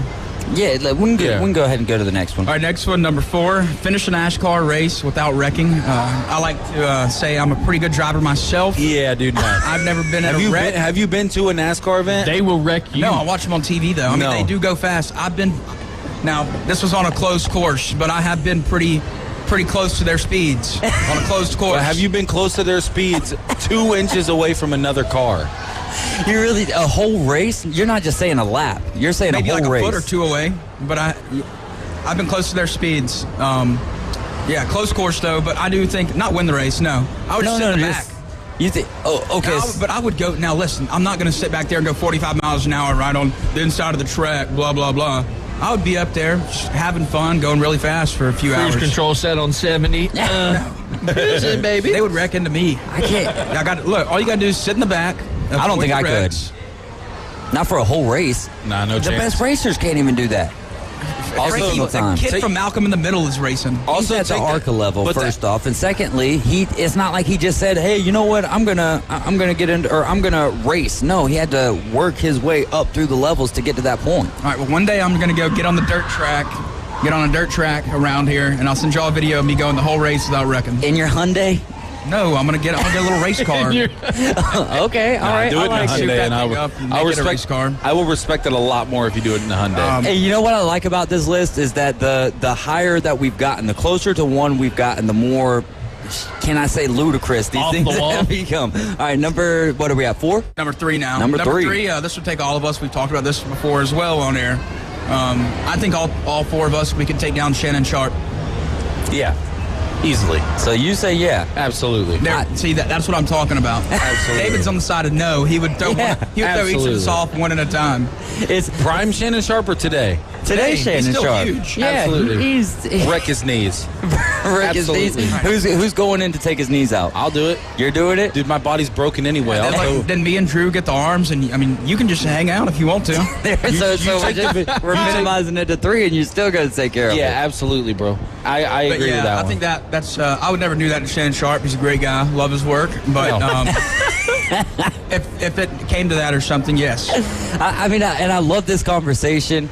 just for the fact that it you never know what would actually happen if you, let's just say, 4 people against any one person. We're not picking on Shannon Sharp by any stretch of the imagination. Somebody who's massive and works out every day. Yeah, exactly. For me, it's just if you don't go as a group and attack with a actual plan, and 2 people go down, the other 2 people. If you needed 4 people to go after this guy and 2 people go down, it's over. It's done. My dad's always told me everybody's got a plan until they get punched in the mouth.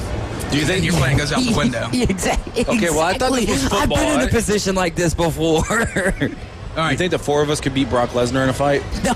Brock Osweiler? Brock Lesnar. Now, Brock Osweiler, I think we'd have a shot at. I do think. In fact, I think you can go 3 people, 2 people, maybe even a one-on-one He's a tall with Brock. guy. He is a tall guy, but there's a difference. There's a difference in 6'7".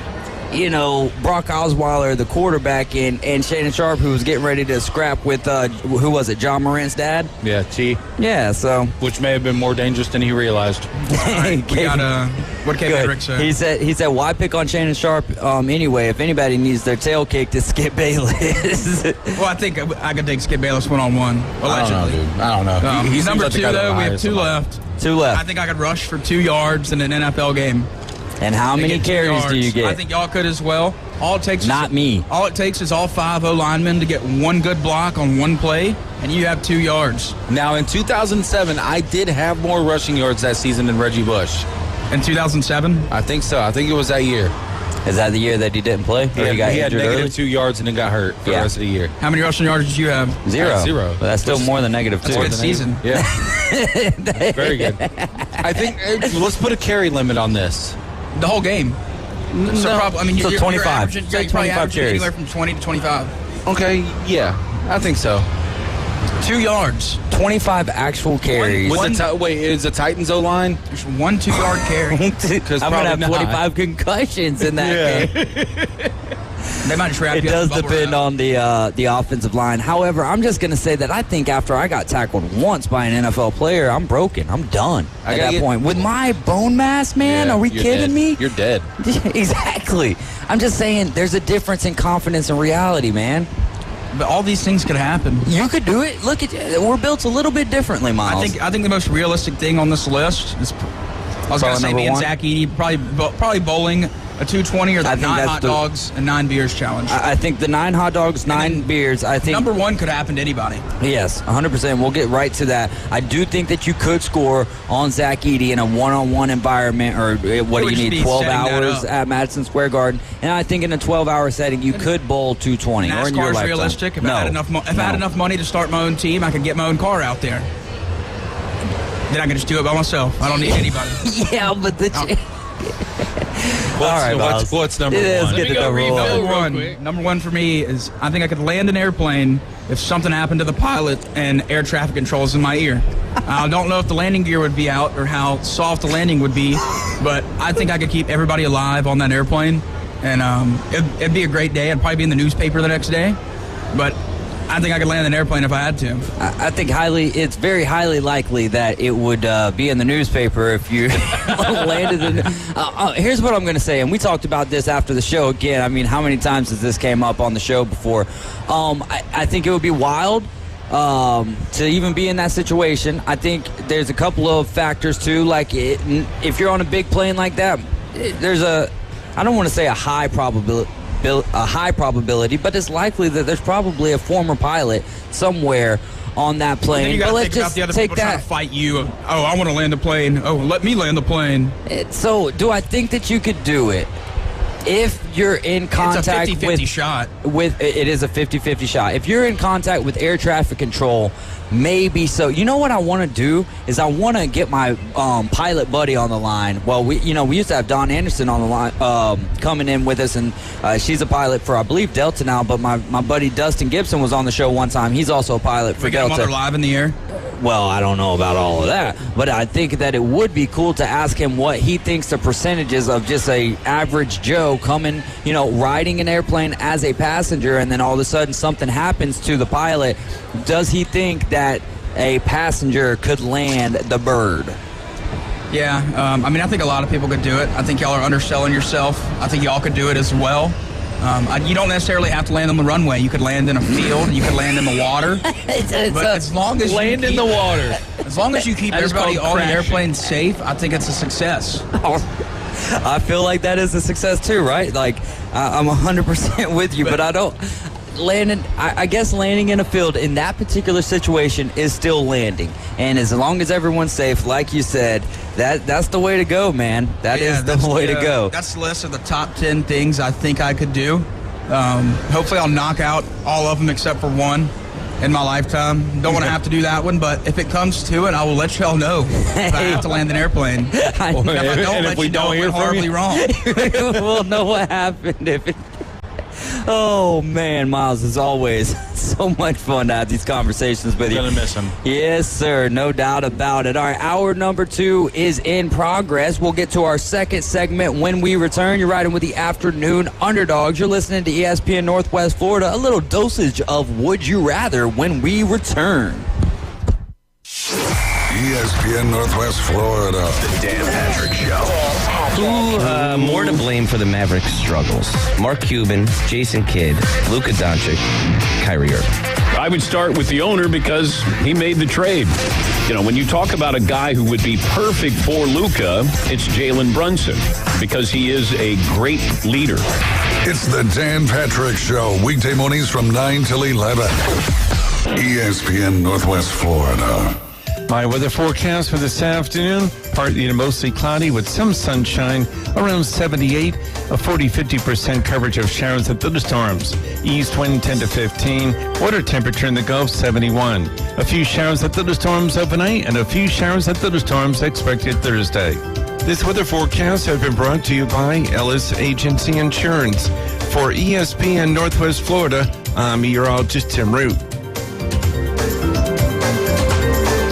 Take your next adventure in an eco-friendly all-electric Kia EV6 that gives you the movement that inspires. You can live fully charged while saving now and down the road on maintenance and fuel costs. You have to drive it really to believe it. Schedule a test drive today and explore the electrified Kia vehicles at Bill Burr Kia. Now offering 3.9% APR for up to 60 months on the purchase of a new 2023 Kia EV6. You'll get the perfect balance of comfort, safety, and technology, but with performance that minimizes the impact of our environment. Bill Burr Kia is the home of the 20-year, 200,000-mile warranty. Stop by and see us at 2435 East 15th Street or anytime at BillBurrKia.com. We make it easy to switch to EV ownership that gives you the peace of mind you can trust. Offer from Kia Finance for the purchase of a new 2023 Kia EV6 with $1,837 per month for $1,000 finance for 60 months. Quantities limited. No down payment required. Cannot be combined with other finance offers. The 20-year, 200,000-mile warranty is a Bill Burr Kia warranty. See dealer for details. Offer for well-qualified buyers must take delivery from dealer stock through 5/1/23.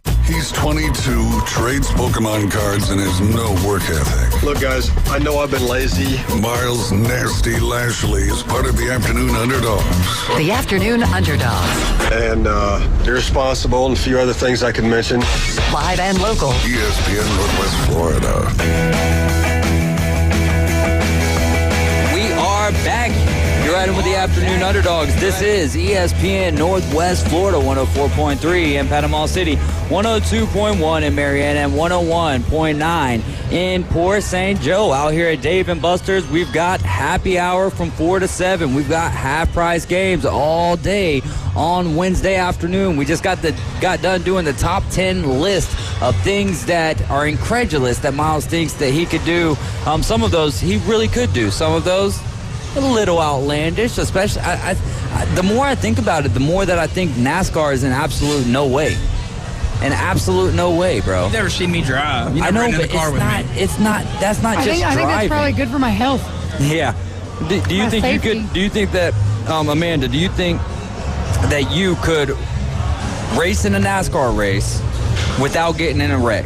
Absolutely not. Absolutely not. There's no way that wheel would just. Even if you've ever played those realistic games, I mean, that wheel, the torque on that thing, like, no. You ain't got, what's it called these days? Power steering. Power steering. Now, the first car I learned on had no power steering, so that, but that was like with 16-year-old muscles where I was like rocking it. So I'm excited about this. Would you rather? Though. Yeah, Some of let's these get are into legit. that. I was waiting on Kyle to get back to the table here. Let's get into our Would You Rather segment of the day. And I'll just ask this to you guys. Me and Miles talked about this yesterday with Tyler Bishop, but for the three of you guys, would you rather be an offensive or defensive coordinator in college, football, high school, football, whatever, football? Defensive coordinator. That's my answer, too. Defensive coordinator. OC is the correct answer. Yeah, The best offense is a good defense. You're welcome. I'm a Bears fan. What was the Whatever. last defensive coordinator winner of the Super Bowl? Okay, did we say would you rather win the Super Bowl this way? No, we said would you rather be Kirby offensive Smart's pretty close. defense. What did you say? Defense. Kirby Smart's pretty close. in Kirby Alabama. Smart was pretty close.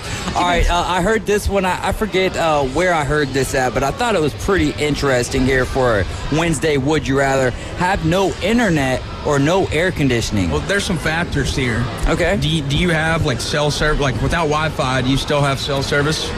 You cannot. Like, do you have unlimited data? You can call and you can text with your cell phone. That's all you can do. There's no using a flip phone and getting on Facebook or anything like that. No internet, no air conditioning. Take it back to 2018. I'd rather have no internet. I've lived that way before as a child, and I could live that way again. No air conditioning is miserable. No internet. I basically work in Rosemary, and I have no internet with Verizon right now. So that's a normal every day. Okay. So it's a normal day for me during my normal 7 to 3:30. Air conditioning is a but necessity. I also, on another stance, I also get cranky when I get hot. So I need AC. I can imagine that red hair just probably turns a whole nother color. A whole nother color.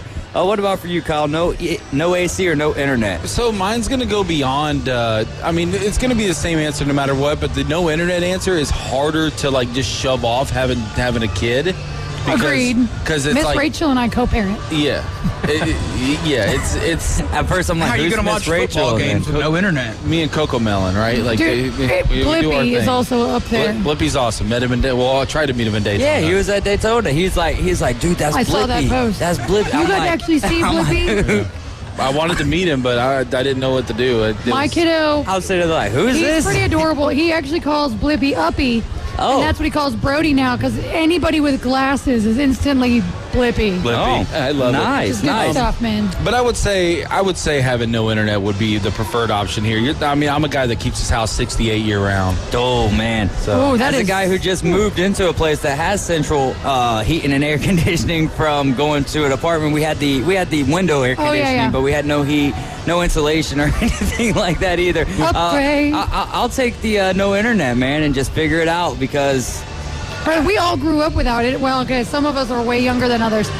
I grew up without internet. Yeah. Like, I didn't have internet. Yeah, but it's different. But doesn't it change, though, like y'all were just talking about with you having Kai, though?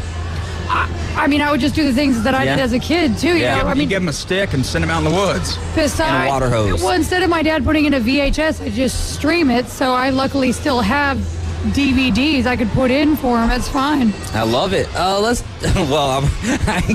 I've got on here. This was a facetious joke. Which one are you looking at? I'm looking at a lot of these. All right. Land a plane where the pilot passed out or fight a lion? Yeah. I'd rather land a plane. Which one would you rather do? I'm going to tell you right now, I'm going to land the plane. I'm going to land the plane because if it doesn't work out, it's going to be less painful than fighting the lion. Yeah, that doesn't sound good. Like, I would definitely...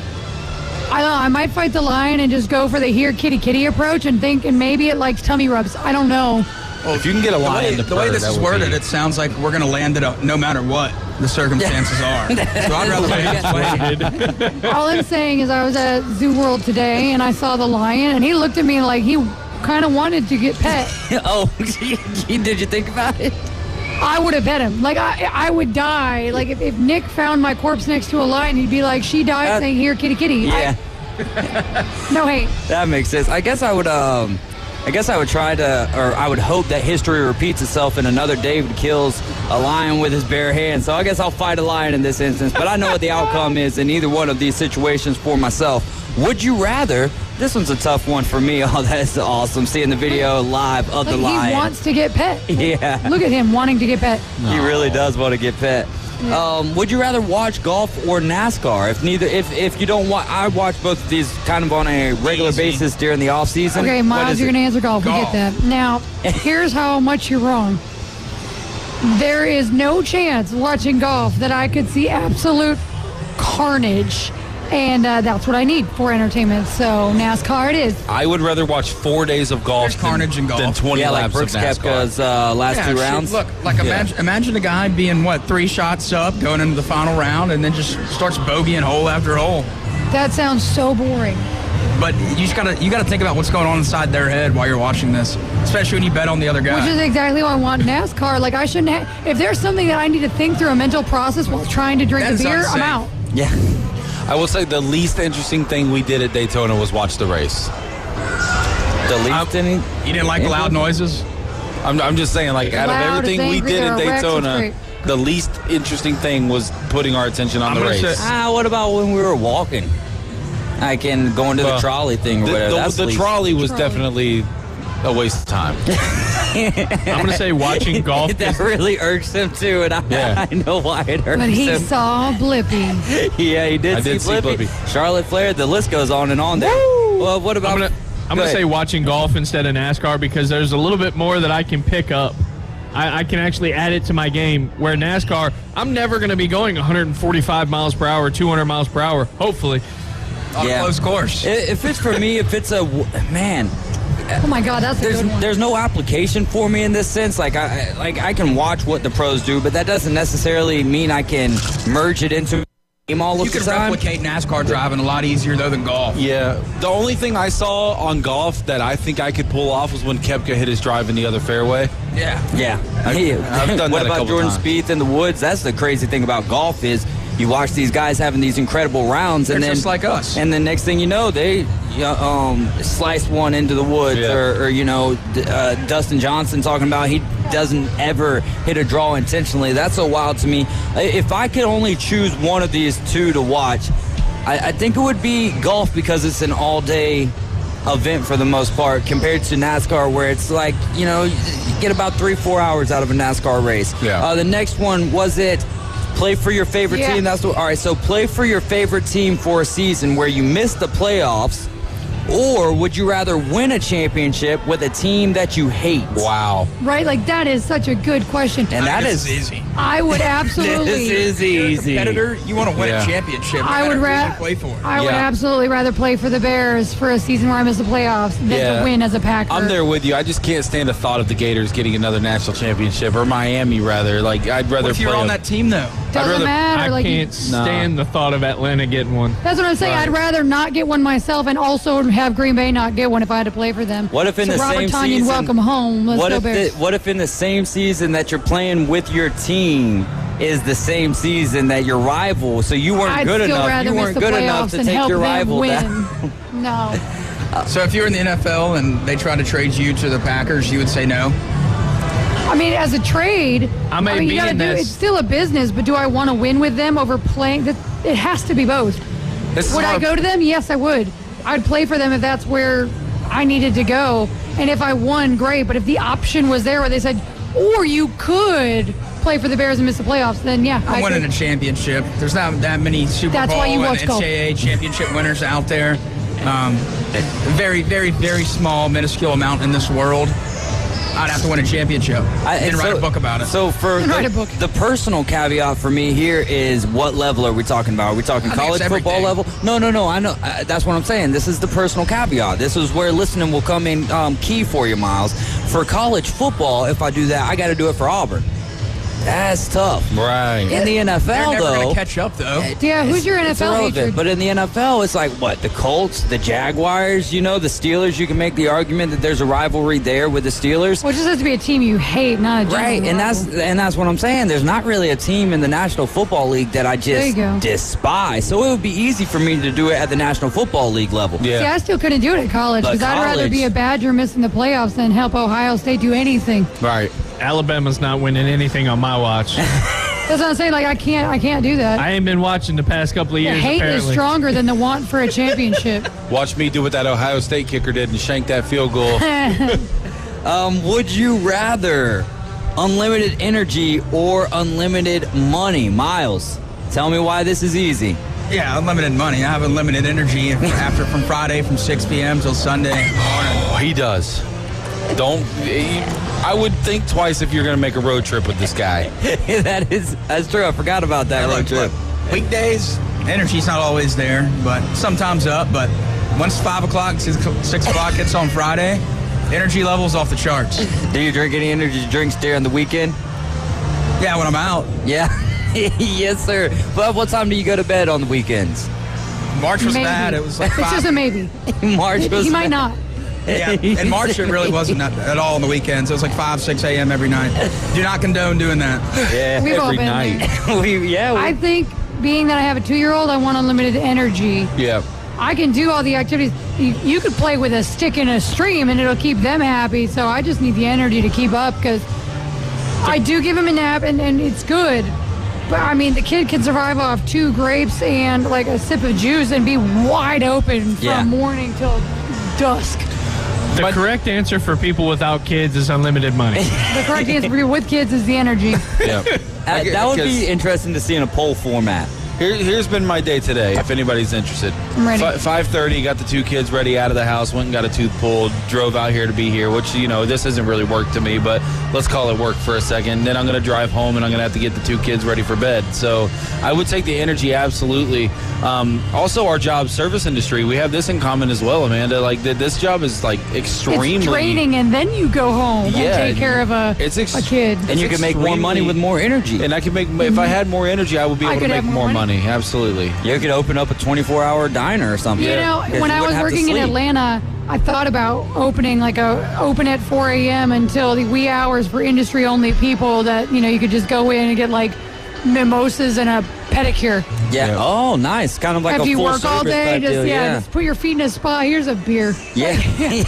You sound like That's a really good idea. What's that show on Netflix? I believe it is like the Chicago Party Inn or something like that. You sounded just That's like the kind of ideas you don't say on radio. I wish someone would do it. Like, I can't do it at the moment, but I wish somebody would. Yeah, that would be really neat. Right. Where would you like it at? Here in Panama City or in Wisconsin? You'd have to do it in like Atlanta. You need a bigger city to do it because you need enough industry people that could still go do it. PCB's pretty, that's probably the lead employer here would be. Once they open up something in that La Villa Spinnaker area, maybe. Yeah. Yeah. The tourist industry, I mean, I know that'd be pretty cool. Because like the staffs, I think, that are getting out at those hours are still too tiny. Yeah. You need those like La Villa Spinnaker staffs of like 30 people all leaving. I mean, I remember leaving La Villa. You leave the cash out room, the sun's coming up, and you're just like, Waffle House it is. Yeah. Yeah. Those Sin nights used to be pretty. Oh, dude. Pretty the dope. Bar Wars? Yeah, that's the one I was talking about, Bar Wars. Yeah, that used to be a lot of fun. The number one, would you rather, the number 1 2023 draft pick, which could be Bryce Young, it could be C.J. Stroud, it could even be Anthony Richardson or Will Levis, or Brock Purdy. So the number 1 2023 draft pick, kind of unknown to this point. He stays on the Niners. Or Brock Purdy. Huh? And he's still on the Niners, correct? Well, this is a would you rather. This is just like, which quarterback would you rather have? I'll take this one. It's fine. I would rather the number 9 pick and DJ Moore. Thank you. Okay. Oh, okay. I like that. Give me Brock Purdy. Give you Brock Purdy? I mean, it would have won the had a chance to win the NFC had he not get hurt. I like that. 2023 first pick. 2023 first round pick. Give me Brock Purdy. You know what you're getting. Okay. Yeah, there's that too. See, that's what I like, but it's such a small sample size too, though, with Brock Purdy, right? Like, it was absolutely impressive what he did, but we've seen guys have these flash in the pan type 4, 5, 6, 7 stretch in a season, but how long does it continuously last or consistently last? But small sample size, no sample size. Yes, no, 100% agree with you. For me, I think I'm going to go with the number 1 draft pick, and here's why. Because of the injury to Brock Purdy, which wasn't really like a freak injury or anything like that. So you can't knock Brock Purdy for that by any stretch of the imagination.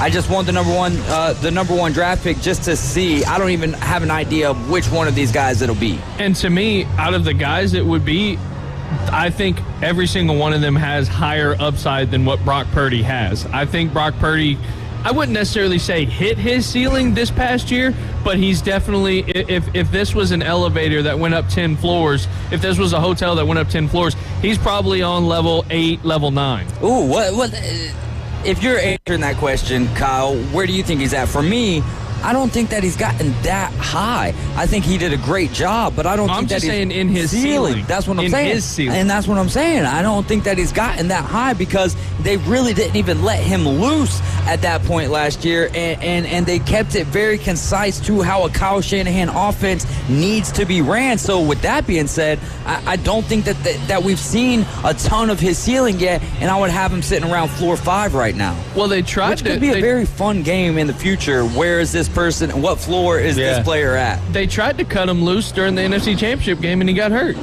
Well, yeah, but I mean, what was that? Hassan Reddick coming around that outside and just got a touch of his elbow. You know what I mean? So what if he doesn't, though? What if he doesn't? Do the 49ers end up winning that game?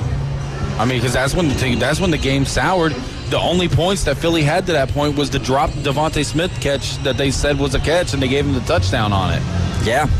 That's a good point. Caveman Rick says Brock Purdy now has a safer floor, but all 4 of the other guys have a higher ceiling.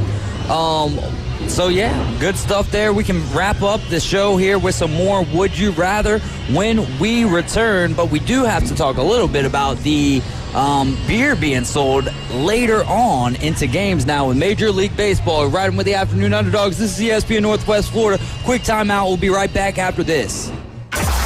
ESPN Northwest Florida, your home for Mike Greenberg. Someone was saying to me, you don't really have to know sports history to be a member of the sports media. If you were listening to a political show, the host said, I don't really know much about FDR. He was president before my time. I don't know a whole lot about Kennedy. Like, was he the one who got shot? What you have done is you've told me you don't know anything about what you're talking about. So why do we treat sports so differently? Greeny.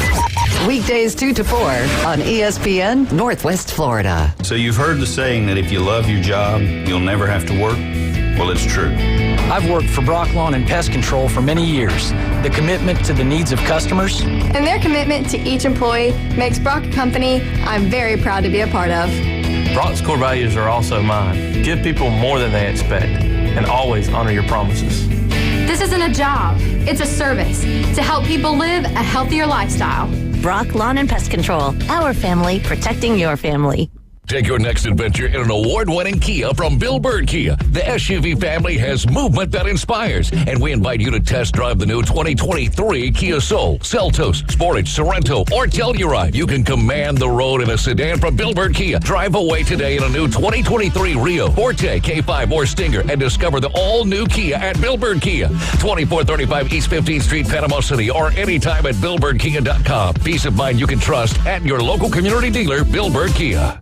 Hi, it's Coach James Hale. Keeping your car looking great is easy as 1, 2, 3 at Blue Sky Express Car Wash. By joining their monthly wash club, you'll get the best bang for your buck. And just 2 car washes, your monthly membership pays for itself. Don't miss the summer deal where all your monthly memberships are 50% off on your first month, starting at $9.99 a month. Become a member today at Blue Sky Express Car Wash on Bat Beach Road, right next to Home Depot. Tell them Coach Hale sent you.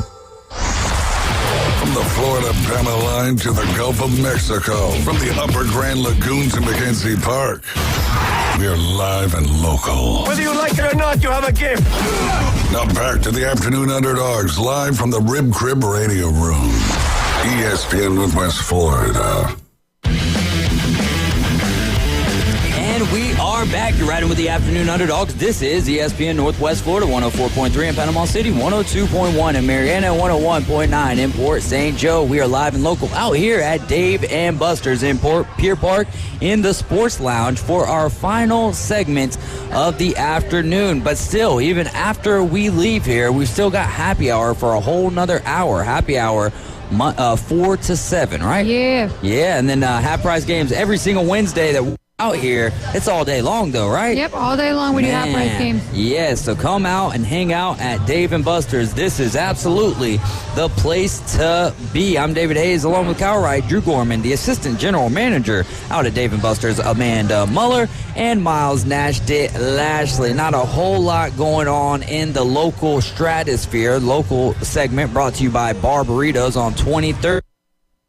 Go check them out and tell them that the Underdogs sent you. The North Bay Haven boys tennis team won their program's first ever Class 2A District 1 championship yesterday afternoon. They scored 14 points in the district tournament, and they beat South Walton, the runner-up, with 13 points. The final two matches were between North Bay Haven's number 1 seed, Fersen Gantz, and Nicholas Silva. And the number 2, Sidney Frazier and Connor Everhart, sealing the deal.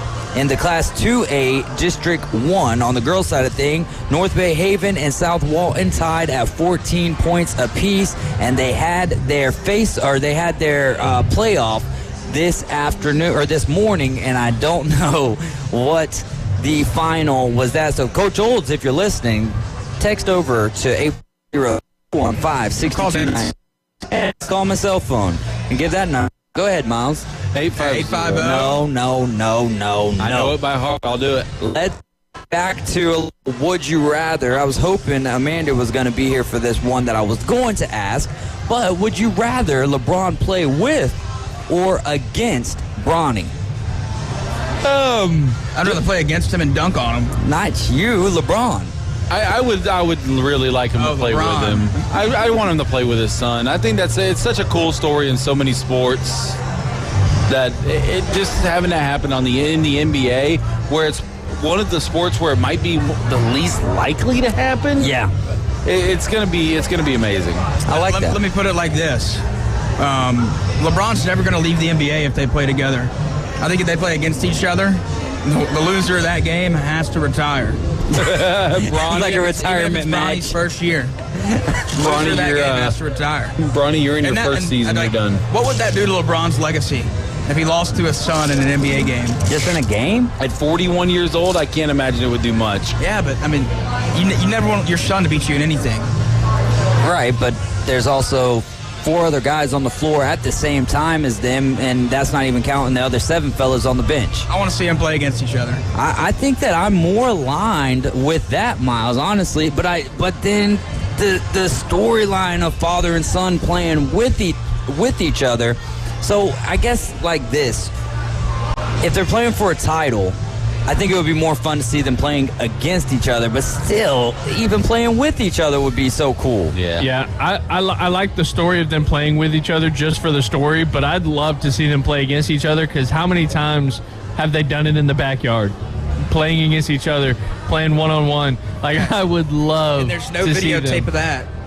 We'll never see that, because I'm sure Bronny dunks on LeBron. I don't know if y'all remember a few years ago, a guy dunked on LeBron at a summer basketball camp somewhere, and the video got scrubbed from the internet. Yeah, but also at the same time, I've seen them shooting around, all 3 of them, in the backyard quite a bit, but I don't think I've ever seen them playing one-on-one against each other. But I've also never searched for it either, so. I think if Bronny dunked on LeBron James in an NBA game, they would cut the TV off. It would be turned off and go to some other program. If Bronny dunked on LeBron? Yes.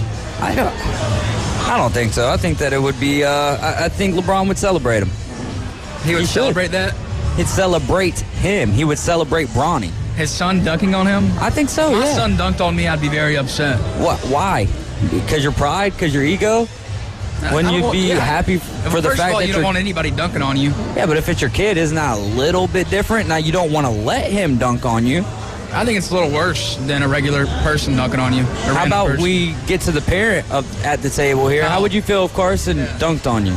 But it's different because Carson's like, what, 5 years old right now? Let's say you're a tall guy. Let's say he's tall. He can dunk when he's in high school. Let's say y'all are out there. You're, 45, 42. And y'all are just playing a little game of pickup, and he dunks on you. How upset?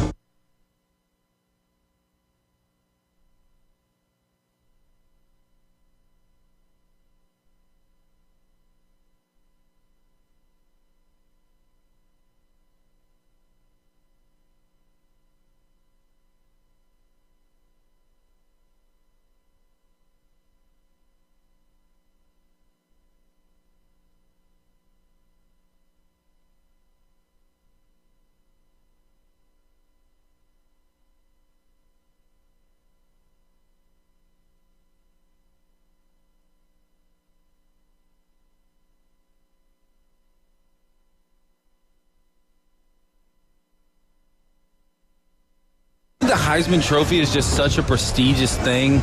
People all like. We can go back right now at this table being avid sports fans, and you can say, like, who won the 2013 Heisman? Obviously, it's my team, but we all remember that year Jameis had. We all remember the year Joe Burrow had. Jameis won?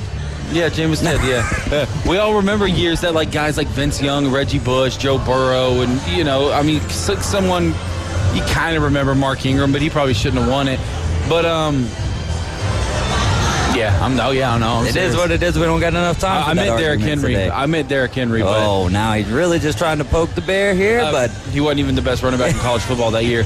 But, you know, we all remember those seasons, and it's hard to go back and remember somebody's MVP season in the NFL.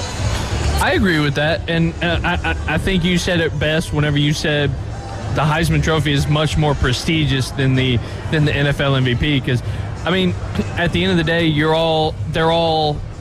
there's a lot more that goes into it. There's 32 teams vying for an NFL MVP, where there's how many? 128 NCAA teams that could conceivably win it. You got to cut that down, though. You got to win at least 9 or 10 games. You pretty much have to be a Power 5 athlete, too. But still, yeah, it's still way more than 32.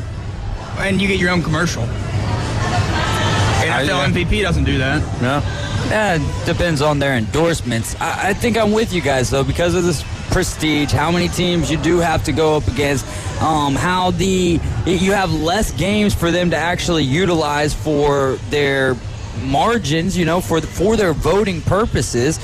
So, yeah, I agree with you. I think that the Heisman, maybe it's because we live down here in the South, but the Heisman and the prestige that award comes with, I think I'd rather win the Heisman than the NFL MVP. Unless I could do it like 6 times, then that would be different. Well, plus, you know, you go to that college for 3 or 4 years and you win a Heisman Trophy, you are forever permanently enriched in that school's it's up there with the green jacket, the Heisman. Yeah, absolutely. I would agree with that, actually. That's a good comparison. That would be That's what I was about to write it down. Like trophies, essentially. That's what the green jacket's a trophy. The green jacket is a trophy. It's like $250. I don't know if y'all saw that. It's $250 to get the green jacket made.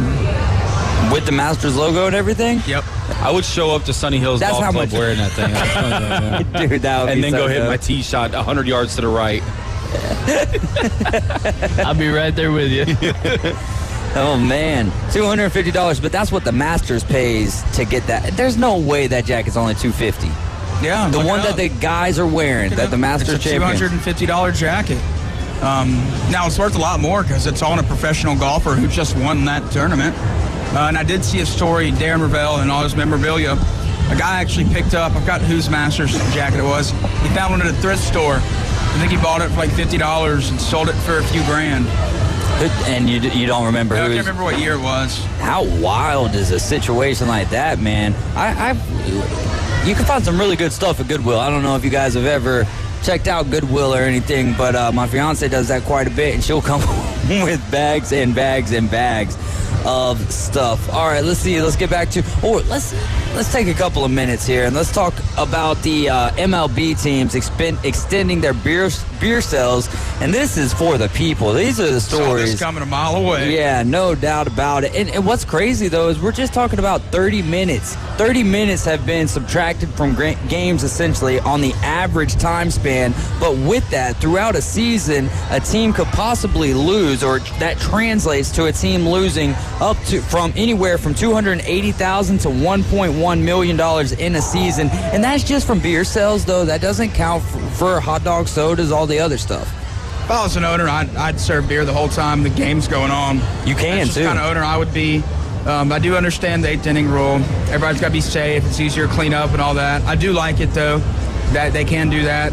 It's going to help them keep their cash flow up and give them some more money. And I think the fans are more excited about it as well. Yeah, and that's what you got to do, right, is keep the fans happy, for at least for the most part. Keep the fans spending their money is of the utmost importance. The MLB does not regulate when teams sell alcohol. Most franchises use the 7th inning, as Miles was saying, as a cutoff, not necessarily to clean up messes, but to avoid over-serving the customers so they're not driving home intoxicated. I'll tell you, college baseball games, you can bring your own cooler in. Well, And that's college baseball for you, brother. The Diamondbacks, Rangers, Twins, and the Brewers have extended alcohol sales through the 8th innings, and the Marlins and the Mets stop after the 7th inning, but haven't ruled out changes. The Orioles already sold alcohol through the 8th inning or until 3.5 hours after the first pitch, whichever comes first. And according to Kevin Mahoney, he's the GM of the Brooklyn Cyclones, which is a high A team, said that they had no drop-off in concessions, even with the shorter game. So that I find that very hard to believe. Side note, like, I get why they have that rule, but think about those games that go into like 10, 12 innings. Yeah. I've been in a 13-inning game. Now, granted, I'm not really trying to drink beer or anything while I'm at those games anyway. I'm not a huge beer drinker, but still, like, that's half of a game. Yeah. One of the worst experiences I had, it was an overtime game. I went to a football game, went to overtime, had to sit with the same thing, sipping on it for like another 45 minutes. It was miserable. That's terrible. Extra football. How long ago was that? Last year, the year before. Okay, I was just trying to do a little math. Okay, 23. Right, like, so you were definitely not 21. He's over there breaking into the Tiger Stadium. Let's go. Seriously, I would go find the Tiger. Go find the Tiger. Coming up right after the Afternoon Underdogs, we'll get you out to the coverage of the Atlanta Braves. Big one for the Braves and the Reds tonight. The Reds, 4 of their 10 games this year, 4 of the 10 games this year have been by 1 run, which leads to one thing and one thing only: the bullpen and their struggles to this point. It should be a really good one tonight because Hunter Green's going for the Cincinnati Reds and Spencer Strider is going for the Atlanta Bravos. What's the over-under on strikeouts here? I'm going to set it at 16 between the two pitchers. Strider pitched, 5 innings his last outing, I believe, and had 9 strikeouts. Hunter Green's striking out at least he hasn't completed 4 innings yet, but he's had like 7 or 8 strikeouts both times. Yeah, so I love the number 16 right there. I'm gonna say over, and it's gonna be because Hunter Green gets his 7. I think he goes 5 innings tonight, and Hunter Green's gonna get his 7 strikeouts. But I think Strider is gonna go at least 6, and I think he'll get double digits. He'll get 9 or 10. Yeah, at least 9 or 10. Yeah, I'm gonna say under because let's go offense. Let's go offense. Hey, I like it. That those are 2 pitchers that can be teed off on very easy. Let me get like a 7. Let me get like a 12-14 game. While we have a second, I want to selfishly, David and I have a friend who's in a kind of really tough position right now. So if you're out there listening, throw some prayers towards us and our buddy right now. We need all we can get. Yeah, and the prayers, I mean, as always, you should pray for everyone, but the prayers are specifically for our buddy. Man, I just found out about it today. You found out about it yesterday. And that is I just really hate it for the family, for him, and for his little daughter, man. So keep your thoughts and prayers. Just 1 minute. Shoot them up. God knows what it is. Michael Tonkin last night. So Kyle Wright, not our Kyle Wright, but the Braves Kyle Wright had a disappointing 80 pitches, like within 3 innings. Not a very good night last night, but Michael Tonkin got his first win since 2016. He was 33 years old, made stops in Japan, Mexico, and the DR before getting to Gwinnett last year. Good for Michael Tonkin, going from 2016 to 2023 without a win, and he got one in the books yesterday. Coach James Hale Show will be live at 7 a.m. in the morning. We're back tomorrow afternoon in the studio at 4 p.m. Don't forget, Ryan McGee from Marty and McGee will be with us on the air Friday at 5:20. That should be a lot of fun. He's promoting his new book as well. All right, guys, y'all have a great afternoon. We're out of here. ESPN Northwest Florida. Here's what's happening. Holland Hearts offers group ride experiences for disadvantaged youth and adults. They're currently seeking sponsors for a fundraising feline field trip to the Bear Creek Feline Center. And your $100 write-off donation will allow a student or an adult to attend. Proceeds benefit the Bear Creek Feline Center. To donate, call 850-588-7515. That's 588-7515. Los Rancheros has been doing it right for 20 years. Los Rancheros brings a a top-shelf dining experience to you with the opening of their beautiful new building. Watch all college and pro games on Los Rancheros 14 large-screen TVs with great drink specials daily from 2 to 5 and during all the games. Los Rancheros, the place for live sports and great food on 23rd Street between Jenks and Harrison. Chuck was terrible at fishing. He spent many frustrating hours attempting to get results he saw from internet videos, aggravating trial and error fishing trips, and misguided advice from well-intended friends.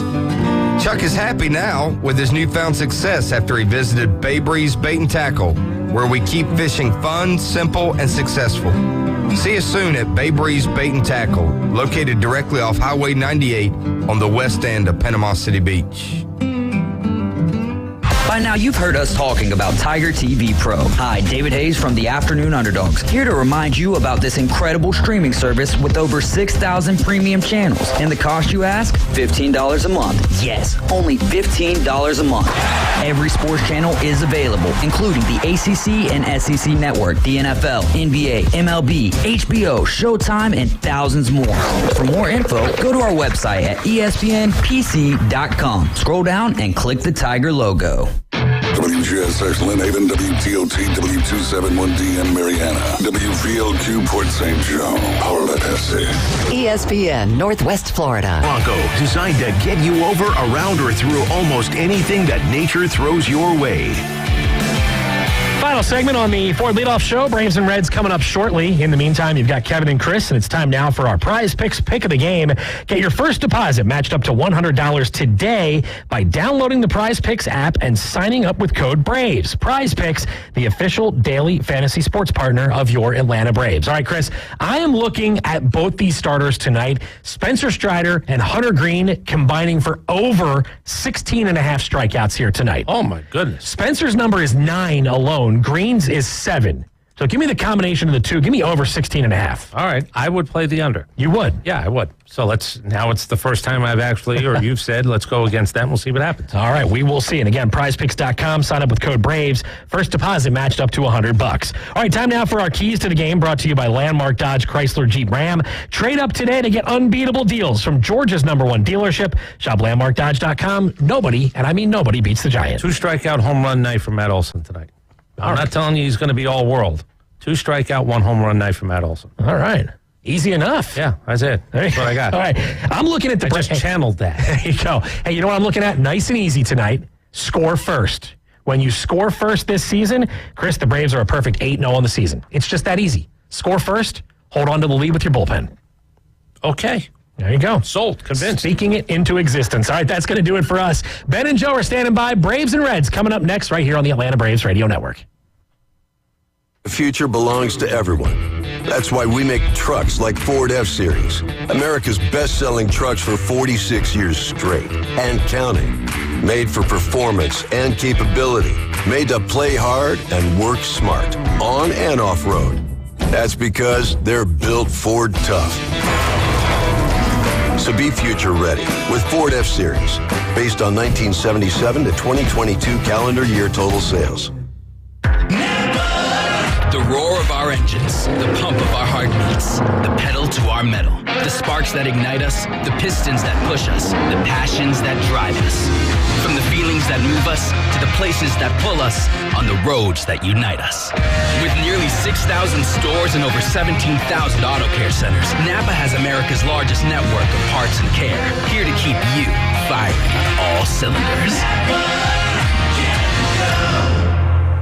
I'm attorney Ken Nugent. If you're hurting trying to choose a law firm, here are some questions you need to ask. Can I sign up online? You can with us. Do they have their own app that allows me to handle all aspects of my case from home? We do. Have they developed artificial intelligence to maximize the value of every case? We have. One call, that's all. Ken Nugent, proud partner of the Atlanta Braves. Call 1-800-CALL-KEN. Spokesperson for Kenneth S. Nugent, PC, Attorneys at Law. 1355 Peachtree Street Northeast, Suite 1000, Atlanta, Georgia, 30309. For over 200 years, Georgia Baptist have been helping those in need and sharing the love of Christ. Georgia Baptist, people who care. Hello, this is Rick Boston with RV of Panama City, your local Stormore portable building dealer. We are located on 2241 East Baldwin Road, Panama City. Shopping for an 8-foot to 16-foot in width or 10-foot to 60-foot in length. Cabin, garage, portable building, whatever the needs are. Remember, at Stormore, we can insulate our buildings. We can put electric on, thermal windows, transom dormers. There's so much we can do. Stormore Portable Buildings, 2241 East Baldwin Road. Hi, this is Matt Lewis with Reliable Hydraulic Solutions. We offer comprehensive diagnostics and repair service for all types of hydraulic units, such as hydraulic and pneumatic cylinders, hydraulic pumps, motors, and valves, as well as a broad range of hydraulic hoses and O-rings. Give us a call at Reliable Hydraulic Solutions at 850-326-3000 for any of your hydraulic needs. Or come see us on Commercial Drive off Jinx Avenue in Panama City. Gulf Coast Aquarium is now Gulf Coast Aquarium and Pet. They have a full line of live reptiles and reptile supplies, including the area's largest supplier of ZooMed products. ZooMed, a family-owned business with over 45 years of U.S.-based manufacturing. ZooMed is #1 in reptile products worldwide and is now available at Gulf Coast Aquarium and Pet, 469 Harrison Avenue, downtown Panama City. Atlanta Braves baseball and the Panhandle is sponsored by Dave & Buster's, Gulf Coast Aquarium, Guthrie's, and ESPN Northwest Florida.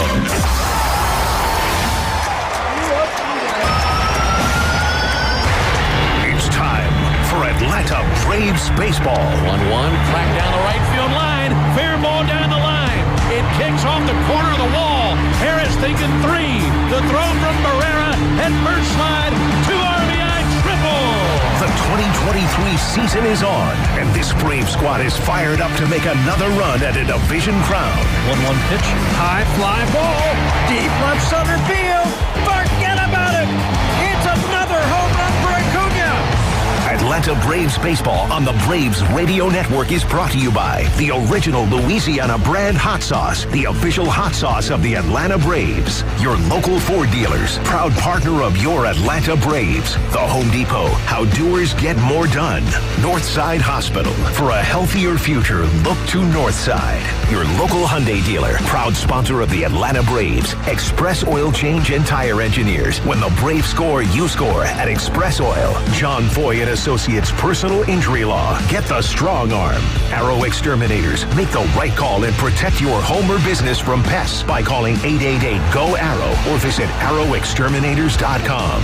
Georgia Power, the official electric energy partner of the Atlanta Braves. Conecuh Sausage, the official smoked sausage of the Atlanta Braves. Georgia Baptist, people who care. Xfinity, the next generation 10G network only from Xfinity. The future starts now. Yanmar Tractors and Engines, an official partner of the Atlanta Braves grounds crew. Peachtree Orthopedics, same day evenings and Saturdays. It's time to get better. Matt's Exteriors, serving Braves country since 2007. IBEW Local 613. Truist Park keeps the lights on with IBEW 613 electricians. Cancer Treatment Centers of America, now City of Hope, transforming the future of cancer care. The Battery Atlanta's own ASW Distillery, home of award-winning spirits like Fiddler Bourbon and Winterville Gin. Plumbers, pipe fitters, and HVAC technicians, Local Union 72. Keeping Atlanta comfortable is what we do, and we do it better than anyone else. TYM Tractors, a winning lineup, together as one. Attorney Ken Nugent, one call, that's all. Tonight, the Braves wrap up this huge season-opening homestand as they square up against the Cincinnati Reds in Atlanta. This is Atlanta Braves baseball on the Braves Radio Network, lit by Louisiana Hot Sauce. Good evening, friends, and welcome to Atlanta Braves baseball. Tonight from Truist Park in Atlanta, Georgia. It's the final game of this series and the final game of the homestand as the Braves welcome in the Cincinnati Reds. It'll be Spencer Strider on the mound for the Braves, and he takes on Hunter Green of Cincinnati. Great to have you with us alongside Joe Simpson and our producer-engineer Jonathan Chadwick. Ben Ingram here with you. And, Joe, this has been fun these last two ball games. Braves won a one-run game last night, did the same the night before in walk-off fashion, going for a sweep tonight. Well, not only going for the sweep, but have a winning homestand, too, Ben. After losing 3 out of 4 to the Padres and 3 in a row, they've got a chance to go 4-3 on this homestand, and that would be a positive, too. Yes, it would. Get some momentum into that off day tomorrow, and then the upcoming road trip to Kansas City and San Diego. Pitching matchup tonight should be a fun one. If you like heaters, you're in the right place, aren't you? We're going to see a few fastballs tonight, and both guys throw close to triple digits on a consistent basis, Spencer Strider and Hunter Green. But the difference tonight will be who's got better secondary stuff tonight, and I'm going to vote for Spencer Strider. I think so, too. And for Spencer, he saw these guys last year, once as a reliever, once as a starter. Braves have seen Hunter Green, but that was way back last year. That was his major league debut, and I wonder if there's anything that they can take from that, or if this is like facing a new pitcher altogether. Well, they've got some video, certainly, to play from in that start, and they know that he's been pitching in the big league since then. He had over 20 starts last year altogether for the Reds and 2 already this year, so they should have some video to play on. They've got some personal experience to draw upon, and they just know they've got to get ready for the fastball. A couple of things that we saw last night, some more early runs, that was good, and some more production from the bottom of the order. A lot of that starts with Sam Hilliard, doesn't it? I think it does. Sam's been in the 9 spot since Michael Harris II went down, and he's been playing really good defense. He hasn't been tested a great deal, but he's making the plays that he needs to make for the most part, and his bat's coming around. As Brian Snitker told us earlier, Chipper's been helping him out a little bit, and what better person to help you out and get going than Chipper Jones. So those are paying dividends. 2 doubles last night and a walk. He's doing a good job. That was great to see. And, of course, in the bullpen last night, you didn't have Minter ready to go in a save situation. He had gone the few nights before. Nick Anderson's really climbing the charts, isn't he? Well, he has been. And last night, let's say it was his turn, unless you consider A.J. Minter the closer right now in the absence of Iglesias. But it was Nick Anderson's turn to take the ball. He did a great job, 1, 2, 3, 9th. Jesse Chavez also did a good job in the 7th. Typical Jesse work. Looking for more of that tonight. Braves looking for the sweep over the Reds. When we come back, Joe will introduce you to the starting 9 for both teams. And then right after that, we'll have the first pitch of the game. Braves and the Reds coming up tonight on the Atlanta Braves Radio Network. Meet Harper, teammate at Truist. Hello. She was born to care and always had your back. Like the time her friend's bumper car took a gnarly hit. Oh, no. His retainer went flying, but Harper caught it before it got crushed. Today, Harper's a teammate at Truist, the bank with Truist One checking. With no overdraft fees, a $100 negative balance buffer, and automatic upgrades, Truist One checking has your back too. When you start with care, you get a different kind of bank. $100 negative balance buffer. Eligibility requirements apply. Truist Bank member FDIC. I'm Howard Mackler, founder of Innovation Refunds. You've heard me talking about the payroll tax refund for months. If you own a business, even if you've asked your CPA about this, you owe it to yourself to take another look. We provide a licensed and insured tax attorney who evaluates your company at my expense to determine eligibility. Businesses of all types can qualify, so go to getrefunds.com to potentially get a payroll tax refund of up to $26,000 per employee. Download the Innovation Refunds app or go to getrefunds.com, getrefunds.com. Win up to $100,000 every 3.5 minutes playing Keno. Georgia Lottery. Today could be the day. Game days are always better at Dave & Buster's. That's because more TV inches, more food and drinks, more space, and more fun make the game we all know and love more special. Nothing beats seeing your favorite team take the field on the 2 12-foot big screens or 26 75-inch TVs. Throw in the arcade experience and you've got a winning atmosphere that no other sports bar can deliver. Follow the fun at Dave & Buster's Panama City Beach on Facebook and Instagram. Eat, drink, play, and watch sports at Dave & Buster's. Living on the Gulf Coast, we have beautiful beaches, clear water, and amazing marine life. Want to bring a piece of the ocean into your home or office with an amazing aquarium? Gulf Coast Aquarium, the area's only certified platinum CCHEM dealer. Their staff are all certified CCHEM specialists. Gulf Coast Aquarium can install, design, maintain, and finance your own piece of the Gulf. Gulf Coast Aquarium, powered by CCHEM, with over 40 years as a U.S.-based manufacturer of quality aquarium products. Online at GulfCoastAquarium.com. Gulf Coast Aquarium, where it's more than just a tank. PCB Hobby, the beach's premier hobby store for sports cards, comics, coins, and trading card games. PCB Hobby carries the largest selection of boxes and packs from the latest releases of brands like Topps, Panini, Leaf, and more. Looking for a specific player or team? PCB Hobby has a wide assortment of raw and graded cards. They carry parallel rookie, game used, and autographed cards in both modern and vintage. Have a collection you want to sell? We buy, sell, and trade. PCB Hobby on Back Beach Road, just east of Florida Linen. Call 850-320-8388.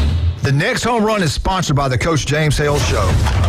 Live and local on 104.3 ESPN Northwest Florida. Now, back to the Braves. Back out here at the ballpark. Beautiful night for baseball. Braves and Reds about to wrap up their series tonight as the Braves go for the sweep. Let's take a look at the starting lineups. First for the Cincinnati Reds, Jonathan India will lead it off and play second base. J.T. Friedel will be in center field batting second. In right field batting third, Jake Fraley. Tyler Stevenson will be the DH again tonight, and he'll bat cleanup. Will Myers moves in to play first base, and he'll bat fifth. Jason Vossler moves across the diamond to play third base. He bats sixth tonight. Jose Barrero hit a home run last night for the Reds. He'll be at shortstop batting seventh. Luke Maley will get the start behind the dish. He'll do the catching and hit eighth. And Atlanta native Will Benson will bat ninth and play left field. Again for the Reds, it's India, Friedel, and Fraley, Stevenson, Myers, and Vossler, Barrero, Maley, and Benson. For your Atlanta Braves, leading it off, playing right field will be Ronald Acuna Jr., and he's 4 for 8 in the series already. Matt Olson will be at first base, batting second. Austin Riley will play third base and bat third. Batting cleanup and again doing the catching will be Sean Murphy. Batting fifth in left field, Eddie Rosario. Ozzie Albies clubbed his 100th career homer last night. He's at second base, batting sixth. Batting seventh, playing shortstop, is Orlando Arcia. Marcell Ozuna will be the DH, and he bats eighth. And the aforementioned Sam Hilliard will be in center field, batting ninth. Once more for the Braves, Acuna, Olson, and Riley, Murphy, Rosario, and Albies, Arcia, Ozuna, and Hilliard. Those are your starting lineups. Back with tonight's first pitch from Truist Park right after this timeout on the Braves Radio Network. As of March 2022, Hyundai has won more total IIHS top safety awards than any other brand over the past 8 years, with optional front crash prevention and specific headlights. And here's another reason to feel safe. Every new Hyundai comes with America's best warranty. It's your journey. Own every mile with Hyundai. Get 0% APR financing for 48 months on the 2023 Tucson or Santa Fe, with new inventory arriving daily. Visit your local Hyundai dealer today. Offer ends April 30th. Call 562-314-4603 for details.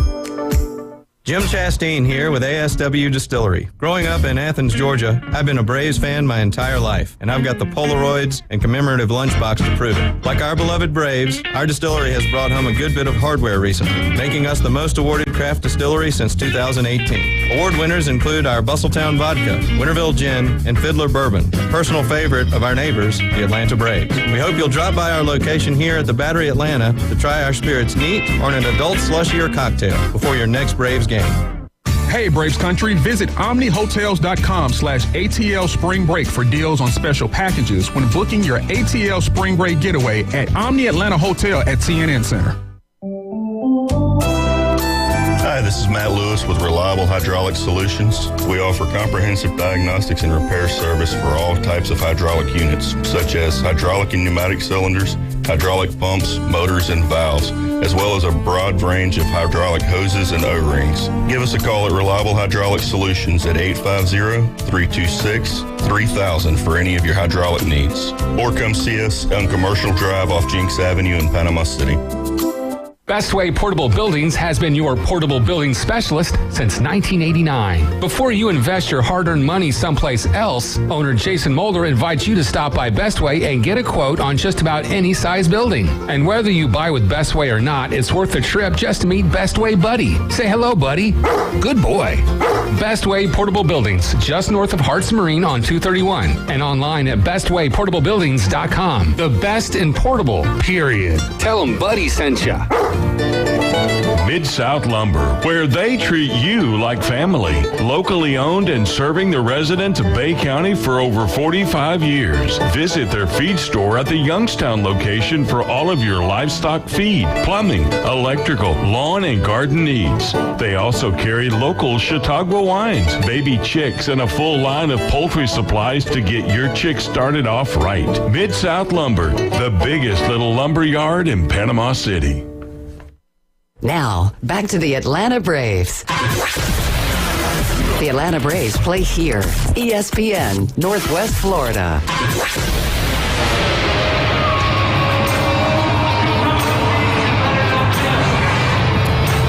Again, it is a beautiful night for baseball, folks. Wish you were here. And if you're in the area, come on by and join us. We've got room for you tonight at Truist Park. Braves going for the sweep against the Cincinnati Reds. Game time temperature 73 degrees. Light breeze out of the southeast at 6 miles an hour. Umpires have met for an exchange of the lineups I just gave you. They are behind the plate, the crew chief, Marvin Hudson. Hunter Wendelstedt is at first base. At second base, John Tumpane. And at third base, Ryan Blakeney, who did a really good job last night. Here come the Braves, led by their starting pitcher, Spencer Strider. Spencer's making his third start of the year. He's 1-0 with a 2.45 ERA. 24 years old, 6 feet, 195 out of Knoxville. In his second year in the big leagues. Fourth round pick by the Braves in 2020 out of Clemson. His last start against San Diego, he got a no decision. 5 innings, 4 hits, gave up 3 runs. A lot of the traffic on the bases from 3 walks. He did strike out 9. He struck out 9 in each of his first 2 starts. He also gave up a home run.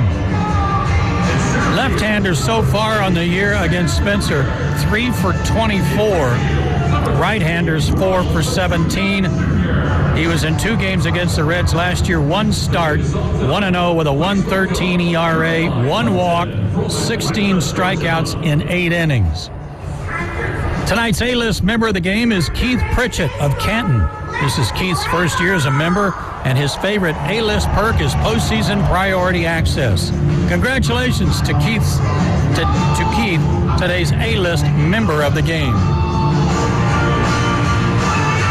Looks like Strider's ready to go. We're going to have 2 hard-throwing righties going at it today. They both average over 98 miles an hour. In fact, Hunter Green's at 99.9 on his fastball. We'll see which one prevails tonight. We're ready for action. Once again, here's Ben Ingram. Thank you, Joe. Braves looking for another sweep over a team out of the National League Central. Of course, I know you remember the sweep against St. Louis on the last road trip. And the Braves looking for a sweep against the Reds. A couple of 1-run victories in games 1 and 2. Ready for action tonight. Strider looking into his catcher. And now for the ball game. And the first pitch is hit deep to right field, slicing down the line and into the seats in a foul ball. And it's 0-1 on Jonathan India. The game time temperature is 75 degrees. Started at 7:20 Eastern, 6:20 Central. Right on time on a gorgeous night here in Atlanta. 0-1 to India. Comebacker over the mound that escapes into center field on a base hit. And Jonathan India has his 5th base hit in 10 at-bats this series. Folks, Prize Picks is the official daily fantasy sports partner of the Atlanta Braves. Make your live in-game picks now on the Prize Picks app or go to prizepicks.com.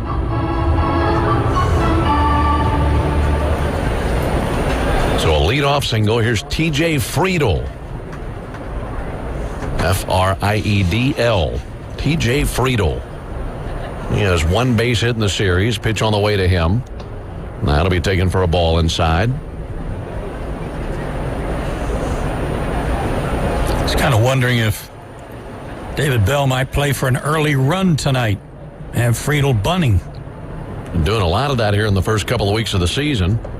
Take a ball outside. 2 balls, no strikes. After Friedl, it will be Fraley. And Spencer Strider out of the stretch for the first time this evening as he faces TJ Friedl. Just underway, and no score here early. 2-0 pitch on the way. Fouled back 2-1. Braves once again in the home white tops, white pants, red lettering, red numerals outlined in navy. Braves across the chest on top of the red tomahawk. And the traveling grays for the Reds, tops and pants, red lettering, red numerals outlined in white and black. Cincinnati across the chest of their uniforms. Here's the 2-1 pitch.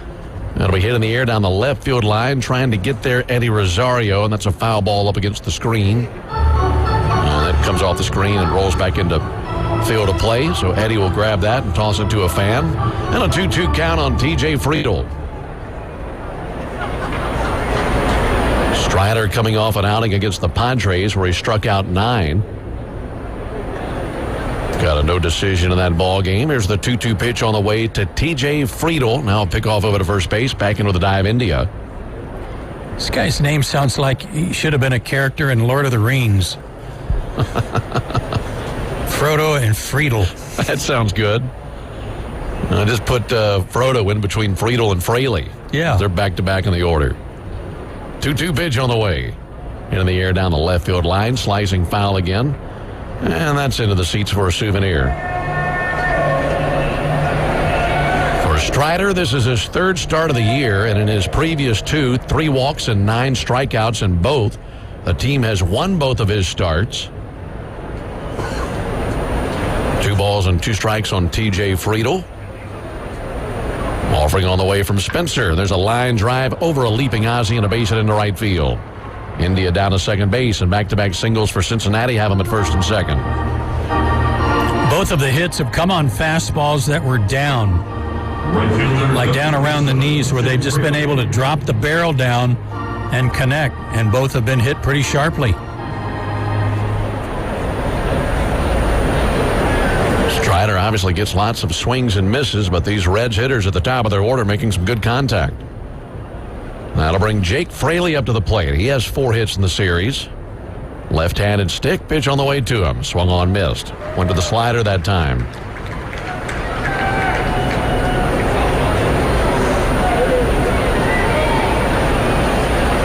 And a couple of lefties back-to-back here in Friedel and Fraley. No balls and a strike, and the pitch on the way to Fraley from Strider. Hit well out towards right center field. Sprinting to his left, Sam Hilliard. Acuna going back too. Hilliard's to the wall. He's got room. Makes the catch in front of the bullpen.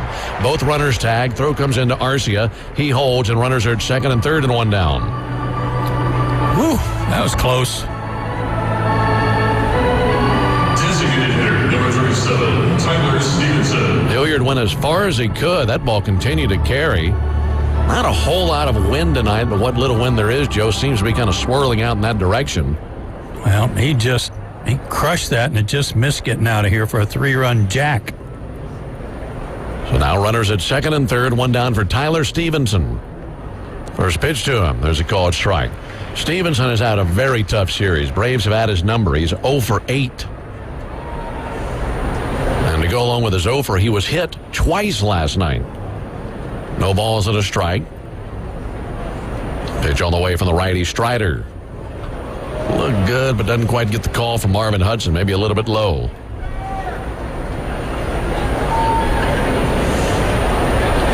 Strider. 12 pitches here in the top of the first inning. This will be number 13. 1-1 to Stevenson. Swung on, missed. Fastball elevated at 96.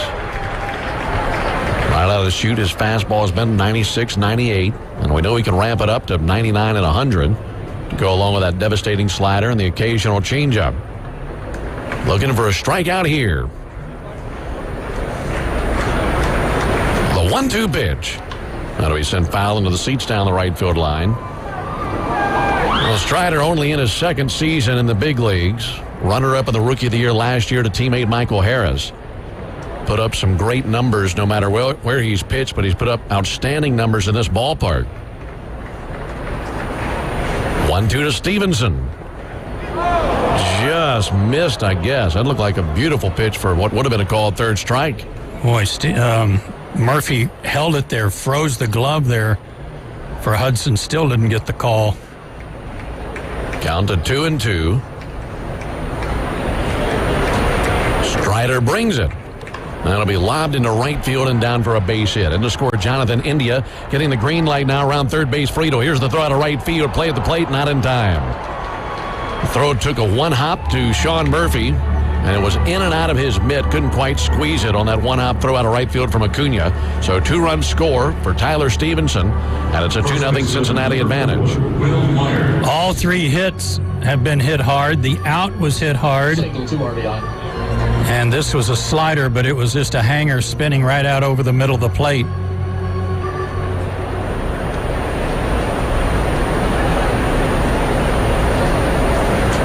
Two nothing Reds. Here's Will Myers. 1 down, runner at first. And Myers takes a called strike. Not the first inning that Spencer was looking for, allowing the 2 runs thus far. Could really use a double play, get out of the jam. Strider set right at the belly. And the 0-1 pitch on the way. Hit well to right field. Acuna going back. Gone over to his left, right at the edge of the warning track. Casually makes the catch. And 2 down here in the first inning. Ronald had a good eye on that one the whole way. He knew it wasn't going to carry out of here. So 2 down, and it's up to Jason Bosler.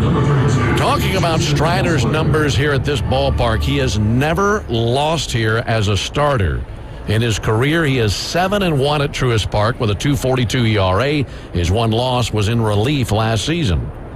And a bunch of strikeouts, but none to this point here early on. Bosler will take a called strike. For Strider, through 19 previous career appearances here, averaging over 14 strikeouts per 9 innings.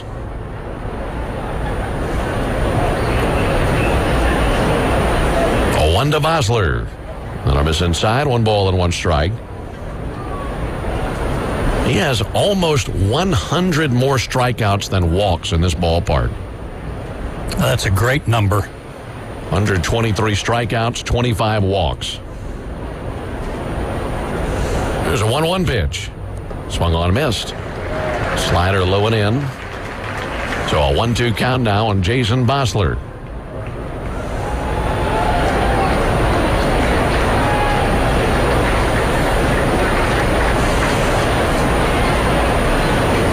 Down, runner at first. The 1-2 on the way.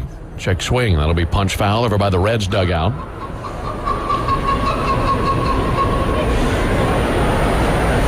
Tyler Stevenson with a 2 RBI single to put the first 2 runs of the board up for Cincinnati. Strider still looking for that first strikeout of the ball game. Now the 1-2 pitch on the way. That'll miss away.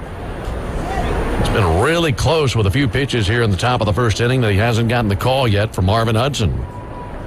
So now a 2-2 count on the left-handed hitting Bosler.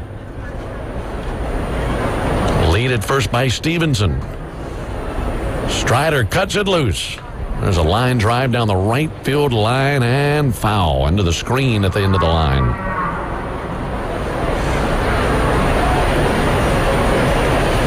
Spencer throwing lots of strikes. He's thrown 24 pitches, 18 strikes, but a lot of contact. Trying to put away Bosler and the Reds here in the first.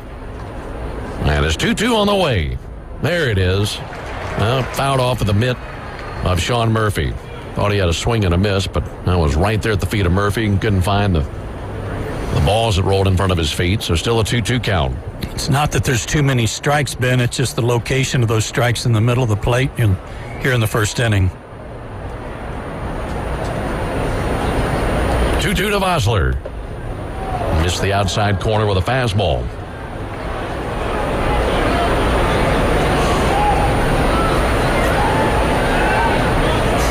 Spencer right out of the chute tonight, just having a difficult time locking down that corner.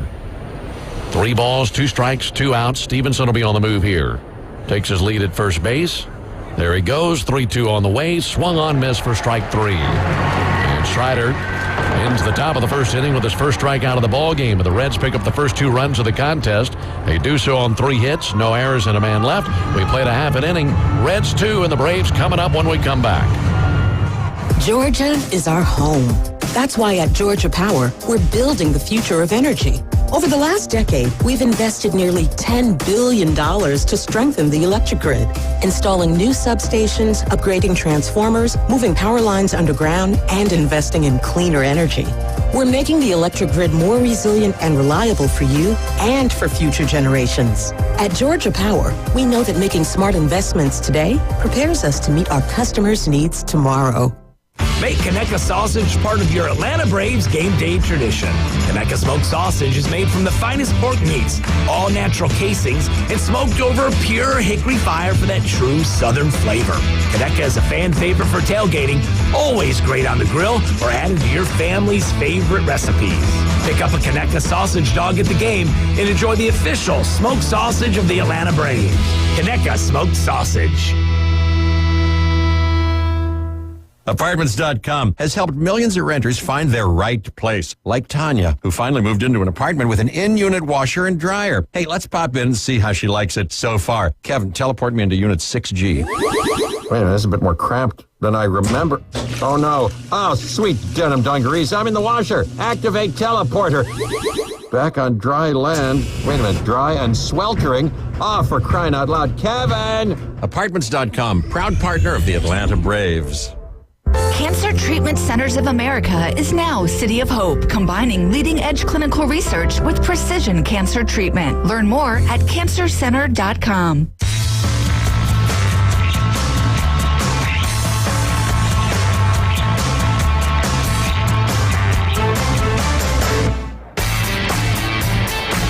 Nothing Reds into the bottom of the first inning. Ronald Acuna climbs in to face Hunter Green, and the first pitch is inside. Fastball that misses, 1 ball and no strikes. It'll be Acuna, Olsen, and Riley for the Braves here in the bottom of the first inning, trailing 2-0. Pitch on the way from Green. Fastball over the outside corner. Now we got 2 very hard-throwing right-handers tonight in Green and Strider. There's a 1-1 pitch on the way. And Acuna tags one out towards the gap in left center field. Down for a base hit. It'll roll to the warning track. Cut off by the left fielder, Will Benson. And as he fires it in, Ronald is standing at second with a leadoff double.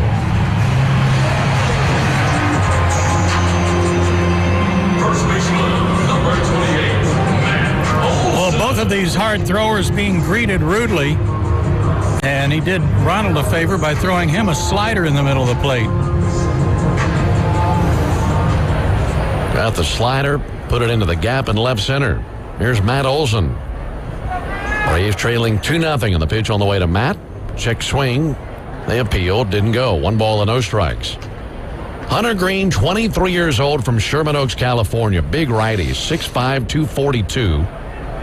This is his 3rd start of the season. 1-0 pitch tipped into the mid of the catcher, Luke Maley, at a 1-1 count. To this point, Green, no record, a 5.63 ERA, and he's coming off a no decision against the Phillies on April the 7th, where he made it 4 2/3 of an inning, gave up 2 runs on 5 hits. 1-1, a swing and a miss. And really, Joe, the scouting report for Strider and Green in terms of what they throw, identical, isn't it? Yeah, fastball, slider, changeup. I think Spencer may throw a few more change-ups than Green, who, when he signed, when he was drafted, there's some question as to whether or not he would be a pitcher or a shortstop. There's a 1-2 pitch. That'll be fouled back. And at 6'5", 240, I think that was an easy decision to make as he got a little older, but the Reds had him pegged as a pitcher from the get-go. Well, they grow him big at Notre Dame High School in Sherman Oaks, California. That's also the same high school that produced Giancarlo Stanton. Ball and 2 strikes on Olsen.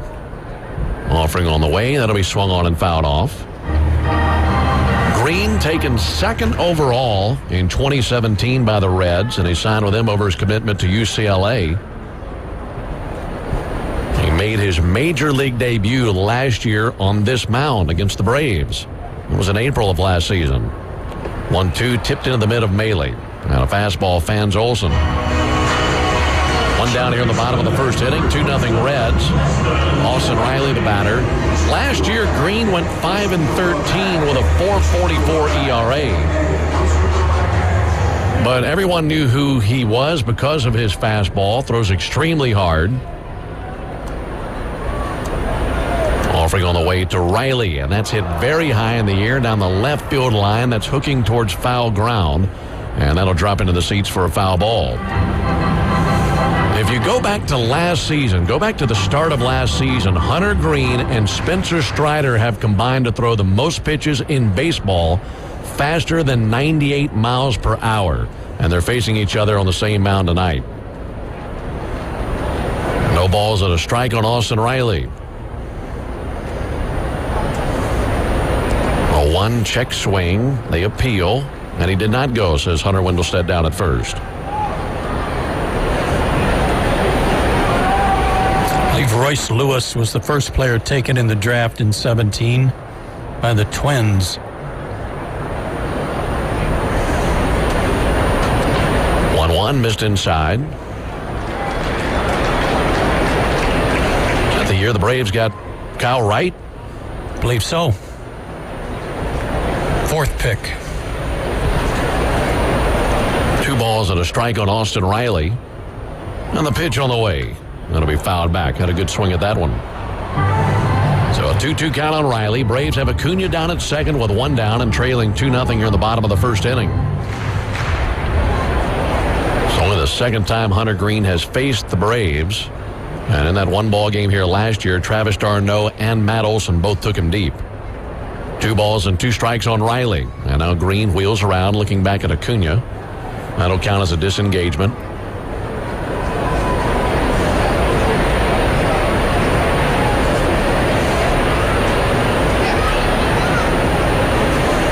The 2-2 on the way.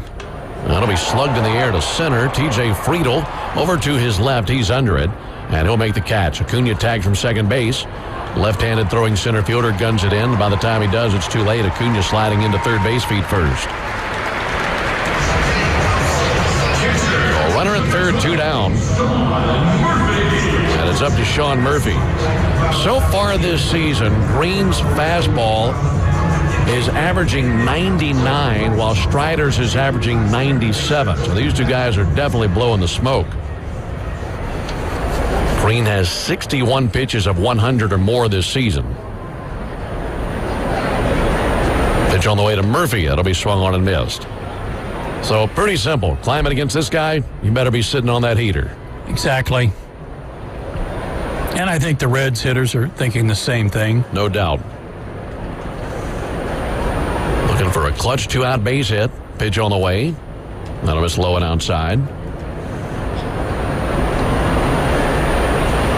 Get a 1-ball, 1-strike count on Sean Murphy. It's been a good series for Sean.